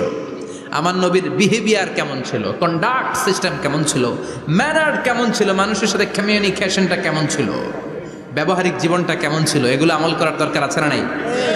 কষ্ট হচ্ছে? কষ্ট হচ্ছে? মনোযোগ আছে তো? মনোযোগ আছে না গেছে? আমরা এবার শুনবো বিশ্বনবীর আচরণ কেমন ছিল। বিশ্বনবী যখন রাস্তা দিয়ে হাঁটতেন, ইয়ামশি হাউনান, বিনয়ের সাথে হাঁটতেন। ইয়ামশি হাউনান, রহমানের বান্দারাও বিনয়ের সাথে রাস্তা দিয়ে হাঁটে, ঠিক কিনা? وعباد الرحمن الذين يمشون على الأرض هونا وإذا خاطبهم الجاهلون قالوا سلاما। রহমানের বান্দারা যখন রাস্তা দিয়ে হাঁটে, বিনয়ের সাথে হাঁটে, তারা অহংকার প্রদর্শন করে না, মানুষের সাথে বিনয়ের সাথে রাস্তা দিয়ে হাঁটে। এজন্য রাস্তা দিয়ে যখন হাঁটবো বিনয়ের সাথে হাঁটবো। রাজি আছেন তো? নাকি অহংকার প্রদর্শন করে হাঁটবেন? বিশেষ করে যুবকেরা, 3-4 জন যুবক একসাথে হলে রাস্তায় ওদের আর কারো হুঁশ জ্ঞান থাকে না, পুরো দুনিয়াটাই মনে হয় দুনিয়াটাই আমার, আছে না নাই? না, মুরব্বীকেও সম্মান করবা, মহিলাদেরকে সম্মান করবা, তোমার জায়গায় তুমি হাঁটবা, ভদ্রভাবে হাঁটবা। ভদ্রভাবে হাঁটার দরকার আছে না নাই? উনি মুরব্বী, একদিন উনিও তোমার মতো যুবক ছিল, ঠিক কিনা? এই যে আমার কালো দাড়ি আজীবন কালো থাকবে? কথা বলেন। উনার সাদা দাড়ি ছোটবেলায় মনে সাদা দাড়ি নিয়ে আসছিল না? হ্যাঁ, উনিও একদিন তাগড়া যুবক ছিল, উনিও কোম্পানিগঞ্জ বাজারে দাঁড়ালে লোকজন তাকিয়ে থাকতো, ঠিক কিনা? তার মানে রং ধরা যৌবন জং ধরে শেষ। যৌবন সব সময় থাকে না, সার্টেন একটা পিরিয়ডের জন্য আল্লাহ দিয়েছে। এজন্য যুবক ভাইরা, তোমাদের রক্ত গরম, তোমাদেরকে বিনয়ী হতে হবে বেশি, ঠিক কিনা? রাজি আছো তো সবাই? বিশ্বনবী বিনয়ের সাথে হাঁটতেন। ওয়াকানা ইয়াতাবাসসাম, সবসময় মুচকি হাসতেন। কি করতেন? মুচকি হাসেন তো আপনারা? হাসেন না? মুচকি হাসবেন, কারণ মুচকি হাসতে পয়সা লাগে না। লাগে? মুচকি হাসি দেন তো একটা। এই যে সবার এখন মুচকি হাসি, পয়সা লাগছে? কথা কর। তাবাসসুমুকা ফি ওয়াজহি আখিকা সাদাকা, you would smile to your brother, it's a charity. তুমি তোমার ভাইয়ের দিকে তাকিয়ে যে মুচকি হাসবে, এত সদকা দেওয়ার সওয়াব হয়ে যাবে। সুবহানাল্লাহ। বিশ্বনবী সব সময় মুচকি হাসতেন। হাসি 3 ধরনের, তাবাসসুম, দিহক, কাহকাহা। কাহকাহা মানে অট্টহাসি, আলিফ লাইলার দত্তরা যেমন হাসি দেয় ওই হাসি। এটা নামাজের মধ্যে কেউ দিলে নামাজও শেষ, ওযুও শেষ। আর দিহক, হালকা আওয়াজে হাসি, সামান্য দাঁত দেখা যায় মাঝে মাঝে। বিশ্বনবী মজা করে এরকম হাসি দিতেন, কিন্তু সব সময় বিশ্বনবীর ঠোঁটের মধ্যে মুচকি হাসি লেগেই থাকতো। তাহলে আমরা বিনয়ের সাথে হাঁটবো, নাম্বার 1। নাম্বার 2, সবসময় মুচকি হাসবো। রাজি আছেন? ঘরে যেই স্ত্রীকে একটা মুচকি হাসি দিবেন, আজকে রাতেই দিবেন, যেই একটা মুচকি হাসি। রাজি আছেন? হ্যাঁ, ভালোবাসা বাড়াই দিবে কে? কথা কয় না। ভালোবাসার কথা আসলে আওয়াজ কমে যায়। ভালোবাসার কথাও কোরআনে আছে না নাই? আল্লাহু আকবার। আল্লাহ দাম্পত্য জীবনের ভালোবাসা তুমি বাড়িয়ে দাও, আমিন। ইযাল তাফাতা ইলতাফাতা জামিআন, ইযাল তাফাতা ইলতাফাতা জামিআন। বিশ্বনবীর যদি ডানে বায়ে কোথাও তাকানোর দরকার হতো, উনি আর চোখে তাকাতেন না। অনেকে এইভাবে বসে আছে, ডানে এমনে তাকায়, এমনে আছে না নাই? এইভাবে এমনে তাকায়, আছে না নাই? এভাবে তাকানো যাবে না। বিশ্বনবী ডানে তাকানোর দরকার হলে ইলতাফাতা জামিআন, অ্যাবাউট টার্ন, ঘুরে যেতেন, ঘুরে এইভাবে তাকাতেন। আবার বায়ে তাকানোর দরকার হলে বুকটা নিয়ে, শরীরটা নিয়ে ঘুরে যেতেন, এইভাবে তাকাতেন। সুবহানাল্লাহ পড়বেন না? আর চোখে তাকানো কি ভালো স্বভাব? বিশ্বনবী ইদাল তাফাতা ইলতাফাতা জামিআন, যেদিকে তাকাবেন ওদিকে ফুল্লি মনোনিবেশ করতেন, তারপরে তাকাতেন। সুবহানাল্লাহ পড়েন। ওয়া কানা মুস্তাহিয়ান, লাজুক ছিলেন, বেশ লাজুক। এখন সমাজে লাজুকতা নাই, লাজ শরম আমরা হারাতে বসেছি, ঠিক কিনা? বিশ্বনবী আসাদ্দু হায়াআন মিনাল আযরা ফি খিদ্রিহা, যেই মেয়েদের বিয়ে হয় নাই, এমন ভার্জিন নারী, কুমারী নারী যারা পর্দার ভেতরে অনেক লাজুক হয়ে বসে থাকে, বিশ্বনবী পর্দার আড়ালে ওই কুমারী নারীদের চাইতেও বেশি লাজুক ছিলেন। এত লাজুক ছিলেন, এত লাজুক ছিলেন, লজ্জা পেলে চেহারাটা বিশ্বনবী লাল হয়ে যেত। ছোট্টবেলায় হালিমাতুস সাদিয়ার বাড়িতে যখন দুধ খেতে গিয়েছিলেন, বিশ্বনবীর দুধমা হালিমাতুস সাদিয়া বলে, এই কুরাইশি মোহাম্মদ ছেলেটাকে কখনো কাঁদতে দেখি নাই। ক্ষুধা লাগলেও কাঁদে না, ব্যথা পেলেও কাঁদে না, শুধু লজ্জাস্থানের জায়গা থেকে কাপড়টা একটু সরে গেলে ছোট্ট মোহাম্মদ চিৎকার দিয়ে ওঠে। কি বুঝে সে? ক্ষুধা লাগলেও কাঁদতো না, ব্যথা পেলেও কাঁদতো না, লজ্জাস্থানের জায়গা থেকে কাপড় সরে গেলে বিশ্বনবী চিৎকার দিয়ে উঠতেন। সুবহানাল্লাহ পড়ে। এজন্য লজ্জা শরমের দরকার আছে না নাই? ইযা লাম তাস্তাহি ফাসনা মা শিতা, যদি লজ্জা শরম না থাকে যা মন চাই তাই করতে পারো। এটা আমাদের বাংলাদেশে ব্যাপক, লাজ শরম কিচ্ছু নাই। এজন্য লাজুকতার বড় দরকার। যেখানে যার বসা দরকার সে সেখানে যাবে। কিয়ামতের আগে যেই লোক যেই চেয়ারে বসার দরকার ওই লোক ওই চেয়ারে বসবে না। এটা হলো কিয়ামতের আলামত। জোরে কোন ঠিক কিনা? সভাপতি হওয়ার যোগ্যতা নাই, সভাপতি হয়, আছে না নাই? আছে। সেক্রেটারি হওয়ার যোগ্যতা নাই, সেক্রেটারি হয়, এরকম সমাজে আছে না নাই? নেতা হওয়ার যোগ্যতা নাই, নেতা হয়, আছে না নাই? সবগুলো কিয়ামতের আলামত। আমার বিশ্বনবী এমন লাজুক ছিলেন, বিশ্বনবীর মতো এমন লাজুক নবী আর কেউ ছিল নাকি? কথা বলেন। ওয়া কানা আসহাবুল মাইমানা, বিষ্ণুনবী ডানপন্থী ছিলেন। কি পন্থী? কি পন্থী? মুষ্টিবদ্ধ ডান হাতটাকে এরকম উপরের দিকে করেন আর চিৎকার করে বলেন বিশ্বনবী কোন পন্থী ছিল? আমরা কোন পন্থী? জান্নাতে কারা ঢুকবে? কোন বামপন্থীর স্থান জান্নাতের ভেতরে হবে? চিৎকার করে বলেন কোন নাস্তিক জান্নাতে ঢুকতে পারবে? এজন্য নবীদের মতো ডানপন্থী হতে হবে। জোরে কোন ঠিক কিনা? বিশ্বনবী সব ভালো কাজগুলো ডান দিক দিয়ে করতে পছন্দ করতেন। জামা পরলে ডান দিক দিয়ে, খাবার বিতরণ করলে ডান দিক দিয়ে, মুসাফা করা শুরু করলে ডান দিক দিয়ে, ডান দিক দিয়ে ভালো কাজ বিশ্বনবী পছন্দ করতেন। সুবহানাল্লাহ পড়েন। আসহাবুল মাইমানা, বিশ্বনবী মেহমানদারি করতে পছন্দ করতেন। আমরা করি তো? মেহমানদারি করান? মেহমান ঘরে আসলে ভালো লাগে? খারাপ লাগে কার কার দেখি? সবার ভালো লাগে, কিন্তু আমরা অনেকে খুশি হই না। মেহমান আসলে নাখোশ হই, নিজেই খাইতে পাই না। মেহমান আইসে কে? খাওয়ামো করতে, খাওয়ান নাই, যেন ও খাওয়ান বানাইছে।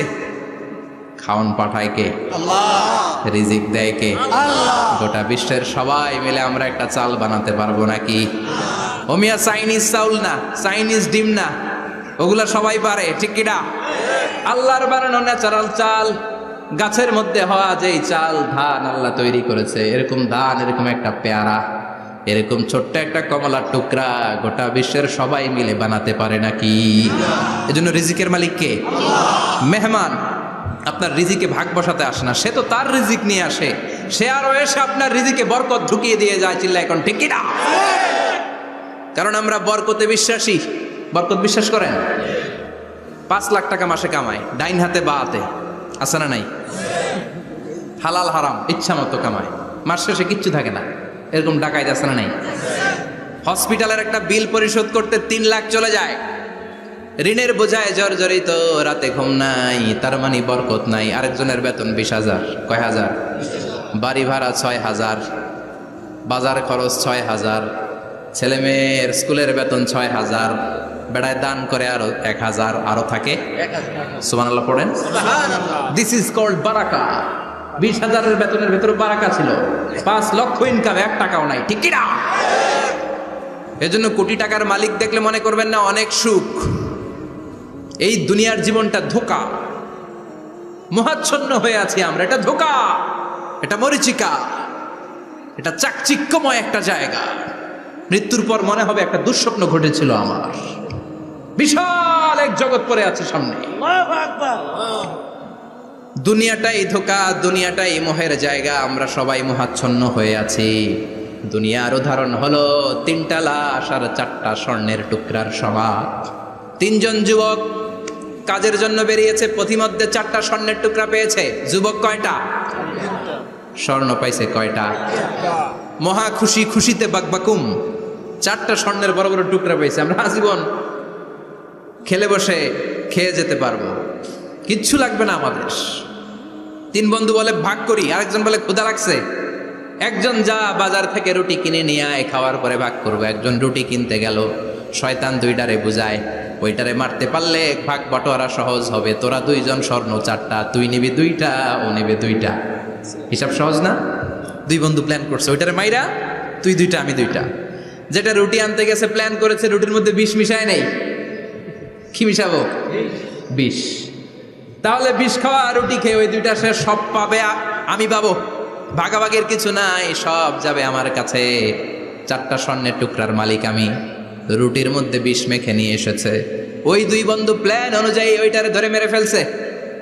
এবার মহা খুশি। এক বন্ধু কয়, এবার তো ভাগ বটর আর কিছু নাই, তুই 2টা, আমি 2টা, আগে খাইয়া লইস। আগে খাওয়ার পরে এই 2টাও নাই। 3টা লাশ, 4টা স্বর্ণের টুকরা। এটাই তো দুনিয়ার জীবন, ঠিক কিনা? আসল জীবন কবর থেকে শুরু হবে, কোন ঠিক কিনা? একদিন মাটির ভেতরে হবে ঘরে মন আমার, কেন বাঁধো দালান ঘরে মন আমার, কেন বাঁধো দালান ঘর, ঠিক কিনা? দুনিয়ার জীবন আসল জীবন না, এটা মরিচিকা, এটা ধোঁকা, এটা মোহ, এটা শয়তানের চাকচিক্য। আসল জীবন কবরের জীবন। আসল জীবন সামনে পড়ে আছে, এজন্য বরকতে বিশ্বাস করি আমরা, ঠিক কিনা? ল্যান্ড ক্রুজার দাপিয়ে বেড়ায়, বড় বড় টাওয়ারের মালিক, অনেক সম্পদের মালিক। এটা দেখেই মনে করবেন না অনেক সুখে আছে, ঘরে যেয়ে দেখেন কোনো সুখ নাই, ঠিক কিনা? সাধারণত টাকা যার বেশি দুঃখ তার বেশি, টাকা যার কম সুখ তার বেশি। সুবহানাল্লাহ পড়েন। আল কানাআতু মিনাল ইসলাম। এজন্য আমার শ্রমিক ভাইয়েরা, আপনাদের এক পা জান্নাতে এমনি ঢুকে আছে। নামাজ পড়বেন, মা বাবার খেদমত করবেন, ইসলামের নিয়মগুলো মানবেন, দ্বিতীয় পাটাও জান্নাতে ঢুকায় দিবে কে? আল্লাহ। আর যারা কোটি কোটি টাকার পাহাড় বানিয়েছে, ওদের হিসাবের ফিরিস্তি অনেক বড়। বিশাল বাড়ির মালিক, ল্যান্ড ক্রুজার চালায়, সাবরোলেট চালায়, পোরশে, ফারারে, ল্যাম্বরগিনি চালায়, আছে না নাই? ঘরে সুখ নাই, রাতে ঘুম নাই, টেনশন আর টেনশন, 4টা ট্যাবলেট খেয়ে আধা ঘন্টা ঘুমাতে পারে না, এরকম ধনী আছে না নাই? সব ধনীরা আবার এক পাল্লায় মাইপেন না। মাথার ঘাম পায়ে ফেলে যেই ধনী ব্যবসায়ীরা বড়লোক হয়েছে, ওদের ঘরে ঠিকই শান্তি আছে।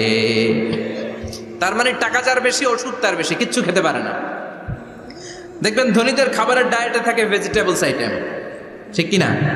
এমনি হজম হয় না, আবার ডাক্তারের কাছে গেলে বলে কিচ্ছু খাবেন না, খালি ঘাস খাবেন। কি খাবেন? মানে ভেজিটেবল খাবেন, সবজি খাবেন তো সুস্থ থাকবেন, আছে না নাই? ঘুম নাই, শান্তি নাই। এই যে কোম্পানিগঞ্জ বাজারের যারা কুলি মজুর শ্রমিক, এদের ঘুমে ঝামেলা আছে? কথা বলেন। ধনী পয়সাওয়ালা কোটিপতি, সে ঘুমের ট্যাবলেট খায়। ঘুমের জন্য যে ট্যাবলেট লাগে রিক্সাওয়ালা ওইটাই জানে না, ঠিক কিনা? 1000 কোটি টাকার মালিক হলে বাড়ি কিনা যায়, গাড়ি কিনা যায়, সুখ কিনা যায় না। কোম্পানিগঞ্জ বাজারে সুখ বিক্রি হয় এমন দোকান আছে নাকি? কথা কন, একটাও নাই। কি করলেন আপনারা? সুখের দোকান দিতে পারলেন না? কি আজীব তামাশা! টাকা দিয়ে সুখ কিনা যায় না, গাড়ি কিনা যায়, বাড়ি কিনা যায়, কিন্তু সুখ নো ওয়ে, কেনা যায় না। টাকা হলে জাজিম কিনা যায়, বালিশ কিনা যায়, ঘুম কিনা যায় না। ঘুম কিনা যায়? ফার্মেসিতে ডাক্তারের কাছে যে যদি বলেন 2000 টাকার ঘুম দেন, দিবে? ডাক্তার কি বলবে? ধুরু মিয়া, আমারই ঘুম আসে না, তোমারে আমি ঘুম বিক্রি করব। আচ্ছা না নাই? শ্রমিক ভাই, রিক্সাওয়ালাদের ঘুমের ঝামেলা নাই, যেখানে রাইত ওইখানে, যেখানে রাইত ওইখানেই কাই। ওর মাথা লাগতে দেরি বিছানায়, নাক ডাকতে দেরি হয়, ওর নাকের ডাকের আওয়াজে ট্রাকের ইঞ্জিনও ফেল, ঠিক কিনা? এজন্য আমরা বরকতে বিশ্বাসী। অল্প খাবো, অল্প পড়বো, অল্প জমাবো, অল্পের ভেতর বরকত দিয়েছে কে? এজন্য মেহমান আসলে বিশ্বনবী খুশি হতেন, আমরাও মেহমান আসলে খুশি হব। রাজি আছি না নাই? সবাই রাজি? মেহমানদারি করাবেন তো? এরপরে বিশ্বনবী ইনসাফ করতেন। কি করতেন? ইনসাফ করতেন। বিচার করার সময় বিশ্বনবী ইনসাফ করতেন। গোটা বিশ্বকে ইনসাফ শিখিয়েছেন বিশ্বনবী। আমাদের দেশেও তো ইনসাফ হয় না? হাইকোর্টে, সুপ্রিম কোর্টে, গ্রাম্য সালিশে আছে? আছে? আহা, আহকামুল হাকিমিনের দরবারে সবগুলো বিচার আবার বসবে। চিল্লায় বলেন ঠিক কিনা? অমিয়া দুনিয়াতে বিচারপতি বিচারের রায় দেয়, ওই বিচারপতিরও বিচার আছে না নাই? সবচেয়ে বড় বিচারপতির নাম কি? বিশ্বনবী ইনসাফ করে গোটা বিশ্বকে দেখিয়ে গেলেন কেমন করে বিচার করতে হয়। বিশ্বনবীর কাছে কখনো বিচার আসলে বিশ্বনবী দুই পক্ষের কথা শুনে রায় দিতেন। পড়েন সুবহানাল্লাহ। সব সময় দুই পক্ষের কথা শুনে রায়। এখন কি দুই পক্ষকে সমান প্রিভিলেজ দেয়া হয়? কথা বলেন। কারণ কোরআন দিয়ে বিচার হয় না। কোরআন দিয়ে বিচার হোক আমরা চাই কি চাই না? আমার সংসদ ভবনের ভেতরে কোরআনের আইন দিয়ে সংসদ ভবন কায়েম হোক আমরা চাই কি চাই না? সেনাবাহিনীর ভেতরে দরবার হলগুলোতে যখন আলোচনা বসে কোরআন মাঝখানে থাকবে, চিল্লায় বলেন ঠিক কিনা? দেশের সবগুলো ক্যান্টনমেন্টের ভেতরে কোরআন থাকার দরকার আছে না নাই? সবগুলো আদালতের ভেতরে কোরআন থাকার দরকার আছে না নাই?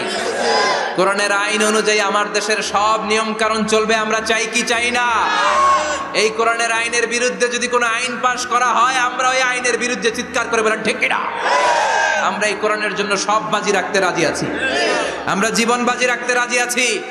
আমরা দেহের তাজা রক্ত বিলিয়ে দিতে রাজি আছি। জোরে বলেন ঠিক কিনা? কোরআনের জন্য কে কে ময়দানে থাকতে রাজি আছেন? হাত উঁচু করে আল্লাহর দেখা।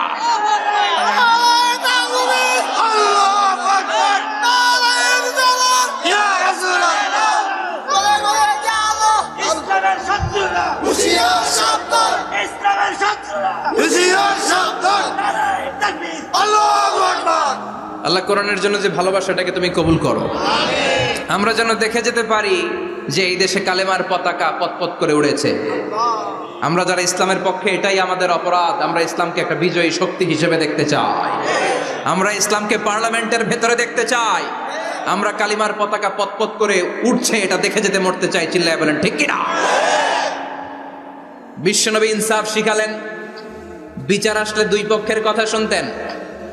বিশ্বনবীর স্ত্রী সাওদা এসে বলে, নবী, আমি আপনার কুমারী বউ আয়েশার ঘরে তরকারি নিয়ে গিয়েছিলাম, ঝোল নিয়ে গিয়েছিলাম, কোন বর্ণনায় পায়েস নিয়ে গিয়েছিলাম।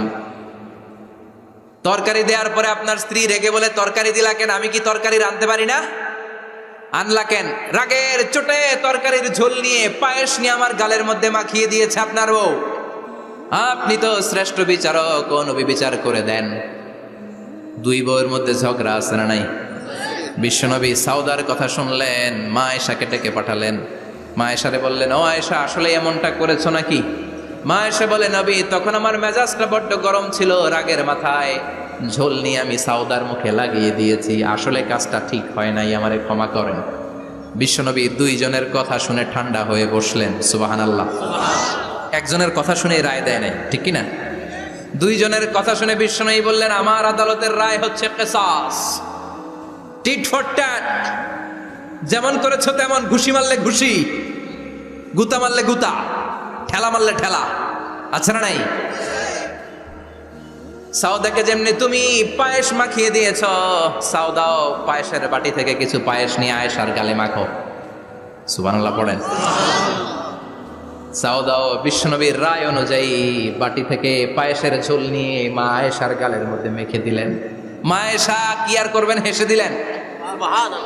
সাইয়েদাতুনা সাউদাও হাসলেন, বিশ্বনবীও হাসলেন। আরশের উপর থেকে খুশি হয়ে গেল কে? আল্লাহ। এজন্য কোরআন দিয়ে যদি, কোরআনের নিয়ম দিয়ে যদি, বিশ্বনবীর শেখানো পন্থায় যদি বিচার হয়, ওই বিচারের মধ্যে ইনসাফ থাকবে, জুলুম থাকবে না। ওই বিচারের মধ্যে কোনো স্কাইপি কেলেঙ্কারি হবে না। আমাদের টেলিফোনের ফোনালাপ ফাঁস হয়ে যায়, স্কাইপি ফাঁস হয়ে যায়, অনেক ঝামেলা হয়ে যায়, আছে না নাই? এরপরেও জনগণের চোখ খোলে না। আল্লাহ তুমি চোখ খোলার তৌফিক দাও, সহি সমঝ দান করো, পড়ে না আমিন। বিশ্বনবী ইনসাফ করতেন। বনু মাখজুমিয়া গোত্রের এক মহিলা চুরিতে ধরা পড়ল। কিসে ধরা পড়ল? কথা বলেন। চুরিতে। চুরি করলে নিয়ম কি? লাউ চুরি করলে, আম চুরি করলে, কলা চুরি করলে হাত কাটা যাবে না, এটা বড় চুরি। সুবহানাল্লাহ। ওমরে ফারুক বলেছেন, দুর্ভিক্ষের বছরে কেউ যদি চুরি করে তার হাত কেটে দেয়া যাবে না, কারণ এটা অভাবের চুরি, এটা স্বভাবের চুরি না, ঠিক কিনা? ঘরে খাবার নাই, পেটে দানা পানি নাই, লাউ চুরি করছে, মুরগি চুরি করছে, এই চোরের হাত কেটে দিও না, কারণ সে ক্ষুধার্ত। পেটে খাবার আছে, গায়ে জামা আছে, সমাজে সম্মান আছে, তারপরে পুরো দেশটা খেয়ে ফেলতেছে, এরকম ডাকাত আছে না নাই? দেশের টাকা পাচার করে, ব্ল্যাক মানি করে, এরকম ডাকাত আছে না নাই? ঘুষ খেতে খেতে পেটটা এরকম হাতির মতো মোটা করেছে, এরকম ডাকাত আছে না নাই? দেশের সবকিছু লুণ্ঠন করে, এরকম আছে না নাই? এই ডাকাতদের হাত কাটার মধ্য দিয়ে হাত কাটার প্রোগ্রাম শুরু করতে হবে। এরকম একটা ডাকাতের হাত কেটে যদি দেশের গভর্নমেন্ট বাইতুল মোকাররমে জুমার নামাজের সামনে লাইভ সম্প্রচার করে, সারা বাংলাদেশের 18 কোটি মানুষ যদি দেখে, আর কেউ চুরি করবে? চুরি করার আগে 3 বার লাভ দিবে, যেরকম ঠিক কিনা? বনু মাখজুমিয়া গোত্রের এক নারী চুরিতে ধরা পড়ল। ভেরি প্রেস্টিজিয়াস এন্ড ডিগনিফাইড ফ্যামিলির মেয়ে। এলাকায় সম্ভ্রান্ত কিছু ফ্যামিলি থাকে না, এরকম বড় ফ্যামিলির মেয়ে। সব সাহাবারা বলল, এখন যদি নবী হাত কেটে দেয় মদিনাতে তো মারামারি হবে। ওসামা বিন যায়েদকে বলল, ওসামা, তুমি বিশ্বনবীর সবচেয়ে প্রিয় পাত্র, হুব্বু রাসূলিল্লাহ, তুমি যাও বিশ্বনবীরে বলো হাত যেন কেটে না দেয়। ওসামা যে বলে, নবী গো, সব সাহাবারা বলেছে এই মেয়ের হাত কাটলে মদিনায় ঝামেলা হবে, হাত কেটে দিয়েন না। এই কথা শুনে বিশ্বনবীর চেহারাটারে লাল করে দিল কে? বিশ্বনবী বললেন, ওসামা, কোত্থেকে এত বড় স্পর্ধা পেলি রে তুই ওসামা? এই আইনটা তো আমি বানাই নাই, আরশের উপর থেকে এই আইনটা নাজিল করেছে কে? আল্লাহ। আস-সারিকু ওয়াস-সারিকাতু ফাকতাউ আইদিয়াহুমা জাযাআম বিমা কাসাবা নাকালাম মিনাল্লাহ ওয়াল্লাহু আজিজুন হাকীম। সুবহানাল্লাহ পড়েন। If anyone steal something very precious from the society, from house, the government should cut down his right hand. দামি কিছু চুরি করলে গভর্নমেন্ট কাটবে, আমরা কাটতে পারবো? এটা সরকারের কাজ, সরকার ডান হাত কেটে দিবে। ওসামা, এটা আল্লাহর আইন। কেমন করে আল্লাহর আইনে তুমি সুপারিশ করতে আসো? কোন বানু মাখজুমিয়া গোত্রের মেয়ে? ওই মেয়ে তো দূরের কথা, আমার কলিজার টুকরা ফাতেমাও যদি চুরি করে, আমি রামদানিয়ে ফাতেমার ডান হাতটা এক কোপ দিয়ে কেটে দিতে এক মুহূর্ত দেরি করবো না রে ওসামা। জাস্টিস, ইনসাফ শিখে নাও। কেমন করে প্রতিষ্ঠা করেছে বিশ্বনবী, চিৎকার করে বলেন ঠিক কিনা? এগুলো হচ্ছে বিশ্বনবীর অভ্যাস, আচরণ। বিশ্বনবী ধীরস্থির ভাবে কথা বলতেন, তাড়াহুড়ো করতেন না। সাহাবারা বলতেন বিশ্বনবী যখন কথা বলতেন প্রতিটা শব্দ আলাদা করা যেত, প্রতিটা অক্ষর আলাদা করা যেত। আল্লাহু আকবার। আবার জরুরি কোনো কথা যখন বিশ্বনবী বলতেন ওইটাকে 3 বার বিশ্বনবী রিপিট করতেন। কয়বার? 3 বার। কারণ জরুরি। কারণ কি? যেন না ভুলে যায়, ভুল যেন না হয়। 3 বার বলতেন। বিশ্বনবী একবার তাকওয়া নিয়ে ওয়াজ করতেছিলেন আর বলছিলেন তাকওয়া হা হুনা হা হুনা হা হুনা, তাকওয়া এইখানে এইখানে এইখানে। কয়বার বললেন? কারণ তাকওয়ার ওয়াজ কি কম গুরুত্বপূর্ণ নাকি বেশি গুরুত্বপূর্ণ? তাকওয়া মানে কার ভয়? যাদের হৃদয়ে আছে আল্লাহর ভয় তারা কবু পথ ভুলে যায় না। আল্লাহর প্রেম ছাড়া এই দুনিয়ায় কারো কাছে কোনো কিছু চায় না। ঠিক কি না? যাদের হৃদয়ে আছে আল্লাহর ভয় তারা কবু পথ ভুলে যায় না। আল্লাহর প্রেম ছাড়া এই দুনিয়ায় কারো কাছে কোনো কিছু চায় না। রাতের আধারে যারা সেজদাতে রয় দু চোখের শ্রুতে নদী যেন বয়। রাতের আধারে যারা সেজদাতে রয় দু চোখের শ্রুতে নদী যেন বয়। ছলনার হাতছানি যতই ডাকুক, ছলনার হাতছানি যতই ডাকুক, পেছনে ফিরেও সে তাকায় না। যাদের হৃদয়ে আছে আল্লাহর ভয় তারা কবু পথ ভুলে যায় না। আল্লাহর প্রেম ছাড়া এই দুনিয়া কারো কাছে কোনো কিছু চায় না। চিৎকার করে বলেন ঠিক কিনা? তাকওয়ার ওয়াজ করলেন, তাকওয়া মানে আল্লাহর ভয়। বিষ্ণুই বললেন তাকওয়া হা হুনা, তাকওয়া হা হুনা, তাকওয়া হা হুনা। তাকওয়া এই জায়গায়, তাকওয়া এই জায়গায়, তাকওয়া এই জায়গায়। যেহেতু এটা গুরুত্বপূর্ণ বিষ্ণুনবী 3 বার ইঙ্গিত করে বলেছেন। সুবহানাল্লাহ। বিষ্ণুই বলেন না তাকওয়া হা হুনা, তাকওয়া এইটা। বলেন না তাকওয়া হা হুনা, তাকওয়া এইটা। বলেন না তাকওয়া হা হুনা, তাকওয়া এইটা। জুব্বায় তাকওয়া, দাড়িতে তাকওয়া, টুপিতে তাকওয়া বলে নাই। তাকওয়ার আসল জায়গা হলো হৃদয়। এজন্য যাদের হৃদয়ে আল্লাহর ভয় আছে তারা কোনোদিন পথ হারাতে পারে, তাদেরকে সিরাতুল মুস্তাকিমের উপর দায়েম রাখে কে? কি সুন্দর অভ্যাস ছিল বিশ্বনবীর, মানার দরকার আছে না নাই? বিশ্বনবীর আরেকটা অভ্যাস ছিল, বাসি খাবার খেতেন না। জানেন? বাসি খেতেন না, অল্প খেতেন, কিন্তু যেটা খেতেন ভালোটা খেতেন। অল্প খেতেন কিন্তু যেটা খেতেন ভালো খেতেন।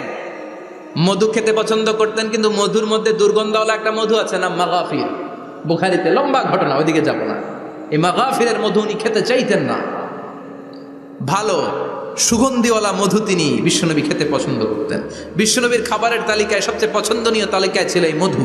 মধু খেতেন, দুধ খেতেন, খেজুর খেতেন, জব খেতেন, বার্লি খেতেন, ছাগলের বাজুর মাংস খেতে পছন্দ করতেন, সিনার মাংস। সুবহানাল্লাহ কইবেন না?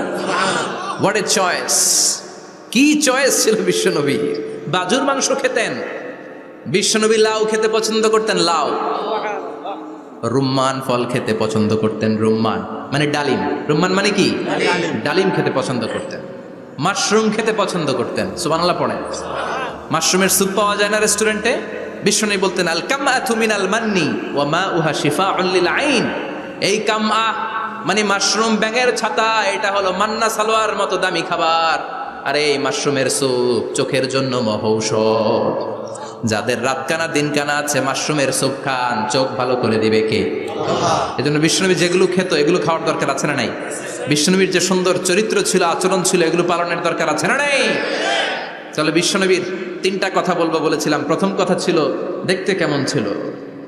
অনেক কথা এত বলা যাবে না, সংক্ষেপে বললাম যে বিশ্বনবীর আচরণ কেমন ছিল। এখন শুনবো, শেষ কথা বলে যাই, বিশ্বনবীর ইন্টেলেকচুয়াল পাওয়ার কেমন ছিল, ওনার বুদ্ধিমত্তা কেমন ছিল। Our beloved prophet Muhammad, the last messenger, was a very good mediator. বিশ্বনবী ভালো মিডিয়েটর ছিলেন। বিশ্বনবী ভালো মধ্যস্থতাকারী ছিলেন। ঝগড়া লাগলে মিলাই দিতে পারতেন চমৎকার। সুবহানাল্লাহ বাড়িতে যায়া জিমায় পড়ছেন? কষ্ট হচ্ছে? আর কয়েক মিনিট পড়বো, একটা তাকবীর দেন, লিল্লাহি তাকবীর। He was a very good mediator, মধ্যস্থতাকারী ব্যক্তিত্ব ছিলেন। স্বামী স্ত্রীর মধ্যে ঝগড়া লাগলে মিলাইয়া দিতেন, বন্ধু বন্ধু ঝগড়া মিলাইয়া দিতেন, সমাজে সমাজে মারামারি মিলাইয়া দিতেন। মক্কা থেকে মদিনায় যখন গেলেন, মদিনায় 120 বছরের একটা যুদ্ধ চলছিল, কেউ যুদ্ধটা থামাতে পারে না। বিশ্বনবী 7 দিনের ব্যবধানে যুদ্ধ থামিয়ে দিলে। Intellectual capacity, very good mediator. এজন্য বিশ্বনবীর উম্মত যারা, তাদের অভ্যাস হবে ঝগড়া লাগায় দেওয়া যাবে না, মিলায় দিতে হবে। ঠিক কিনা? আমরা যদি ঝগড়া দেখি দূর থেকে আরো লাগায় দিতে চাই, আছে না নাই? কোম্পানিগঞ্জ বাজারে ঝগড়া, কয় লাগুক আরো লাগুক, ধরবি না, থামাবি না। দূর থেকে মজা দেখি, মজাই লাগে, এরকম ডাকাইত আছে না নাই? আগুন লাগলে পানি দিয়ে নেবায়, অনেকে তেল ঢালে, আছে না নাই? কি করবেন? মিলিয়ে দিবেন। আপনার মর্যাদা বাড়িয়ে দিবে কে? আল্লাহ। বিশ্বনবী ভেরি গুড মিডিয়েটর ছিলেন। বিশ্বনবী লজিক্যাল এবং রেশনাল ছিলেন, বুদ্ধিমত্তাকে কাজে লাগাতেন। এক সাহাবী এসে বলে, নবী ইদান লি বিজিনা, আমারে জিনার অনুমতি দেন। কিসের অনুমতি? কার কাছে অনুমতি চাইলো? অন্যান্য সাহাবারা এই যুবক ছেলেটাকে ধমকাতে লাগলো, বসো, এই মিয়া বসো, বিশ্বনবীর কাছে কি কথা বলে এগুলা? ওই যুবক বসে রইল। বিশ্বনবী কাজ সারালেন, এরপর বললেন, আইনা শাবাব, ওই যুবকটা কোথায়? এদিকে আসো, কি চাইছো বলো। কয়, বিশ্বনবী আপনি আমারে জিনা করার অনুমতি দেন। বিশ্বনবী যুবকটারে কাছে ডেকে আনলেন, বললেন, ও যুবক, তোমার ঘরে বোন আছে কিনা? কয় আছে। তোমার বোনের সাথে কোনো পুরুষ জিনা করুক, তোমার কেমন লাগবে? সে বলে, আমি এই পুরুষটারে হত্যা করব। হত্যা করবা? ওকে, ডান। তোমার ঘরে মা আছে কিনা? আছে। তোমার মায়ের সাথে পর পুরুষ জিনা করবে, কেমন লাগবে? আমি সাইজ করবো ওরে। তোমার ঘরে স্ত্রী আছে কিনা? আছে। তোমার স্ত্রীর সাথে যদি কেউ জিনা করে কেমন লাগবে? বলে, আমি তারে ছাড়বো না।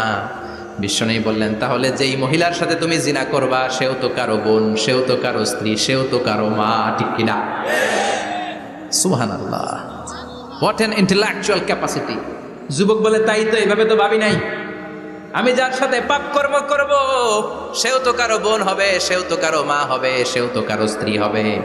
ও নবী, আপনি আমারে মাফ করে দেন, আমার জন্য দোয়া করে দেন, যেন তাকওয়ার উপর জীবন প্রতিষ্ঠা করতে পারি। লজিক্যালি জিনিসকে সলভ করার চেষ্টা করতেন। মুআয ইবনে জাবালকে বিশ্বনবী সাল্লাল্লাহু আলাইহি ওয়াসাল্লাম ইমাম বানিয়ে পাঠালেন। উনি ইমামতি করতে গেলেন এক মসজিদে। মাগরিবের সালাতে উনি লম্বা কেরাত ধরলেন। এশার নামাজ শুরু করলেন সূরা বাকারা দিয়ে, কোরআনের সবচেয়ে ছোট সূরা। হ্যাঁ, বড়? কত বড়? বিশাল বড়। এখন ওই এলাকার মুসল্লিরা ছিল কৃষক মুসল্লি। এক কৃষক মুসল্লি সাহাবী নামাজের পেছনে দাঁড়ালেন, দেখলেন বাকারা দিয়ে দৌড়ছে, কেরাত শেষ হয় না, আর দাঁড়িয়ে থাকতে পারে না, পায়ে ব্যথা করে, পিঠে ব্যথা করে। কিছুক্ষণ পর রেগে মেগে নামাজ ছেড়ে দিয়ে বারান্দায় নামাজ পড়ে বিশ্বনবীর কাছে বিচার দিতে গেলেন। যে বললেন, নবী এমন ইমাম পাঠাইছেন এশা পরে বাকারা দিয়া।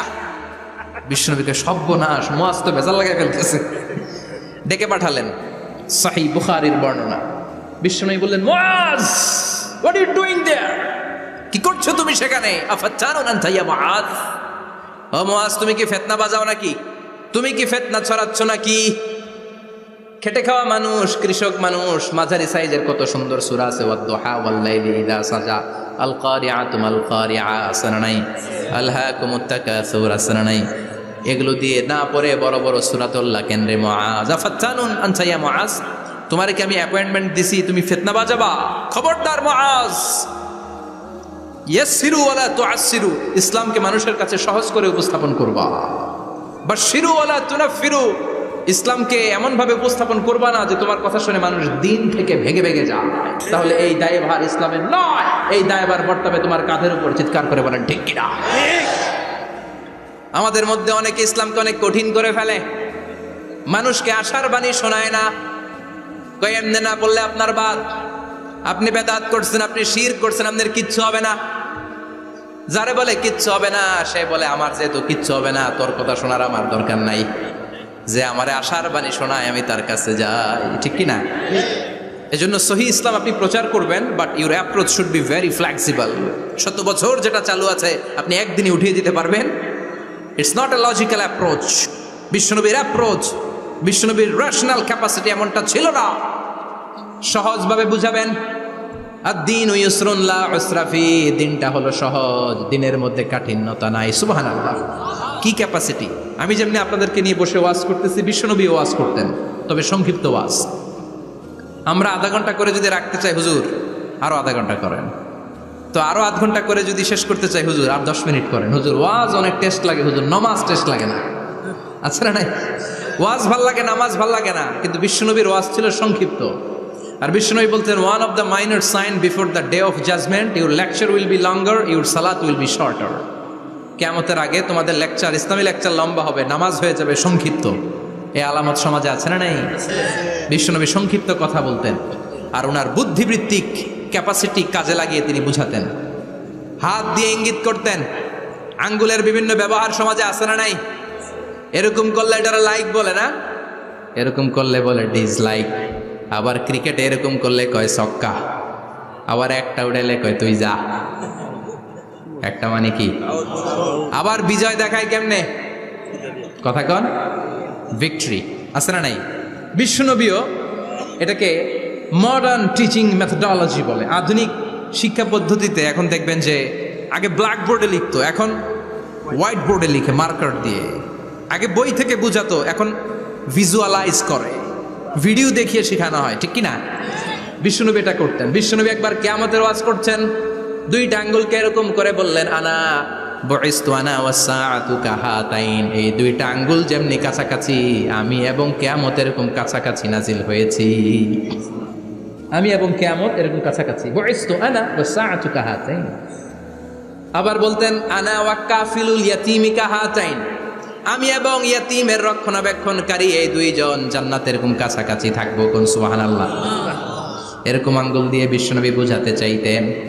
আবার মাটির মধ্যে খেজুর গাছের ডালা দিয়ে লম্বা একটা দাগ টানলেন, ডানে বায়ে অনেকগুলো দাগ টানলেন। সাহাবারা বললেন, এটা কি? বিশ্বনবী বললেন, এই যে দাগটা দেখলা, এই দাগটার নাম হলো সিরাতুল মুস্তাকিম। চিল্লায় বলেন, এই দাগটার নাম কি? সিরাতুল মুস্তাকিম। আর ডানে বায়ে ছোট ছোট যে দাগগুলো দিলাম, এগুলো হলো সুবুলুশ শায়তান, শয়তানের রাস্তা। সিরাতুল মুস্তাকিমে উঠলে শয়তানের রাস্তা থেকে অনেক হাতছানি আছে না নাই? ডানে বায়ে তাকানো যাবে না। সিরাতুল মুস্তাকিমে যে তুমি উঠেছ, চলতে থাকে বা চলা শুরু হলো দুনিয়াতে, শেষ হয়ে যাবে জান্নাতে। সুবহানাল্লাহ। বিশ্বনবী মাঝে মাঝে বোঝানোর জন্য প্রশ্ন করতেন, কারণ প্রশ্ন ছুড়ে দিলে মানুষের মধ্যে জানার আগ্রহ বাড়ে না কমে? কথা বলেন। আমি যদি একটা প্রশ্ন করি আর বললাম উত্তর দেন, কেউ পারতেছেন, একটু ঠেকা ঠেকা ভাব, ঠেকে যাচ্ছেন, তখন হুট করে উত্তরটা বললে এটার জীবনে ভুলবেন না, ভুলবেন? কারণ ওই যে ঠেকছেন, শিখছো কোথায়? ঠেকছি যেথায়। ঠিক কিনা? বিশ্বনবী প্রশ্ন করতেন। বিশ্বনবীর এই প্রশ্নটা বলে শেষ করছি। বিশ্বনবী সাহাবাদের মাঝখানে ওয়াজ করতেছেন আর বলতেছেন, ইন্না মিনা শাজারি শাজারা লা ইয়াসকুতু ওয়ারাকুহা মাসালুহু কামাসালিল মুসলিম। বললেন, আমাদের এই ভূখণ্ডে এমন একটা গাছ আছে, যেই গাছের পাতা ঝরে না, এই গাছের দৃষ্টান্ত মুমিনের দৃষ্টান্তের মতো। বলো তো গাছটা কি? কে জানো? কেউ কথা কয় না। কি গাছ? কি গাছ? কেউ কথা কয় না। কেউ বলতে পারে না, কেউ বলে সাজারাতুল বাওয়াদি, ওই ক্যাকটাস গাছ, পাহাড়ি গাছ, ওই গাছ সেই গাছ, কেউ বলতে পারে নাই। বিষ্ণু বললেন কেউ পারো নাই, সঠিকটা শুনে নাও, ইন্নাহা নাখলা, এটা খেজুর গাছ। সুবহানাল্লাহ পড়েন। সাহাবীরা ভাবছে এটা তো ঘরের পাশে আছে, এটা মনে কয় নাই। সব ঘরের চিপায় আরব দেশে খেজুর গাছ, সাহাবারা ভাবছে এটা তো ঘরের গাছ, এটা মনে হয় জিজ্ঞেস করে না, এই জন্য দূরে দূরে চিন্তা করছে। কোন সুবহানাল্লাহ। সব সাহাবীরা বাড়িতে ফিরে গেলেন। উমরে ফারুক, ওনার ছেলে আব্দুল্লাহ ইবনে উমরও গেল। আব্দুল্লাহ বলে, আব্বা, বিষ্ণুবী যে জিজ্ঞেস করেছিল, বলো তো কোন গাছের পাতা ঝরে না, যে গাছের দৃষ্টান্ত মুমিনের দৃষ্টান্তের মতো? আপনারা কেউ পারেন নাই, আমি কিন্তু জানতাম এটা খেজুর গাছ। ওমরে ফারুক বললেন, বেটা কইলি না কেন? কইতে পারলে নবীর সামনে আমার কলিজাটা এত বড় হয়ে যেত। আমার কলিজার টুকরা ছেলে পেড়েছে, কেউ পারে নাই। আব্দুল্লাহ বলে, বাপসাস আপনারা কেউ পারেন না, আমি কই কেমনে? শরম লাগছে, শরম। সুবহানাল্লাহ কইবেন না? QA session, questioning answering session করে বিশ্বনবী সাহাবাদেরকে শিখাতে চাইতেন। এজন্য এ নবী এমন নবী যে নবীর পুরো জীবনের প্রতিটি ইঞ্চি ইঞ্চি জায়গাতে আমাদের জন্য শিক্ষা আছে না নাই? এই শিক্ষাগুলো গ্রহণ করতে রাজি আছেন তো? যা শুনলাম আমল করতে রাজি আছেন তো?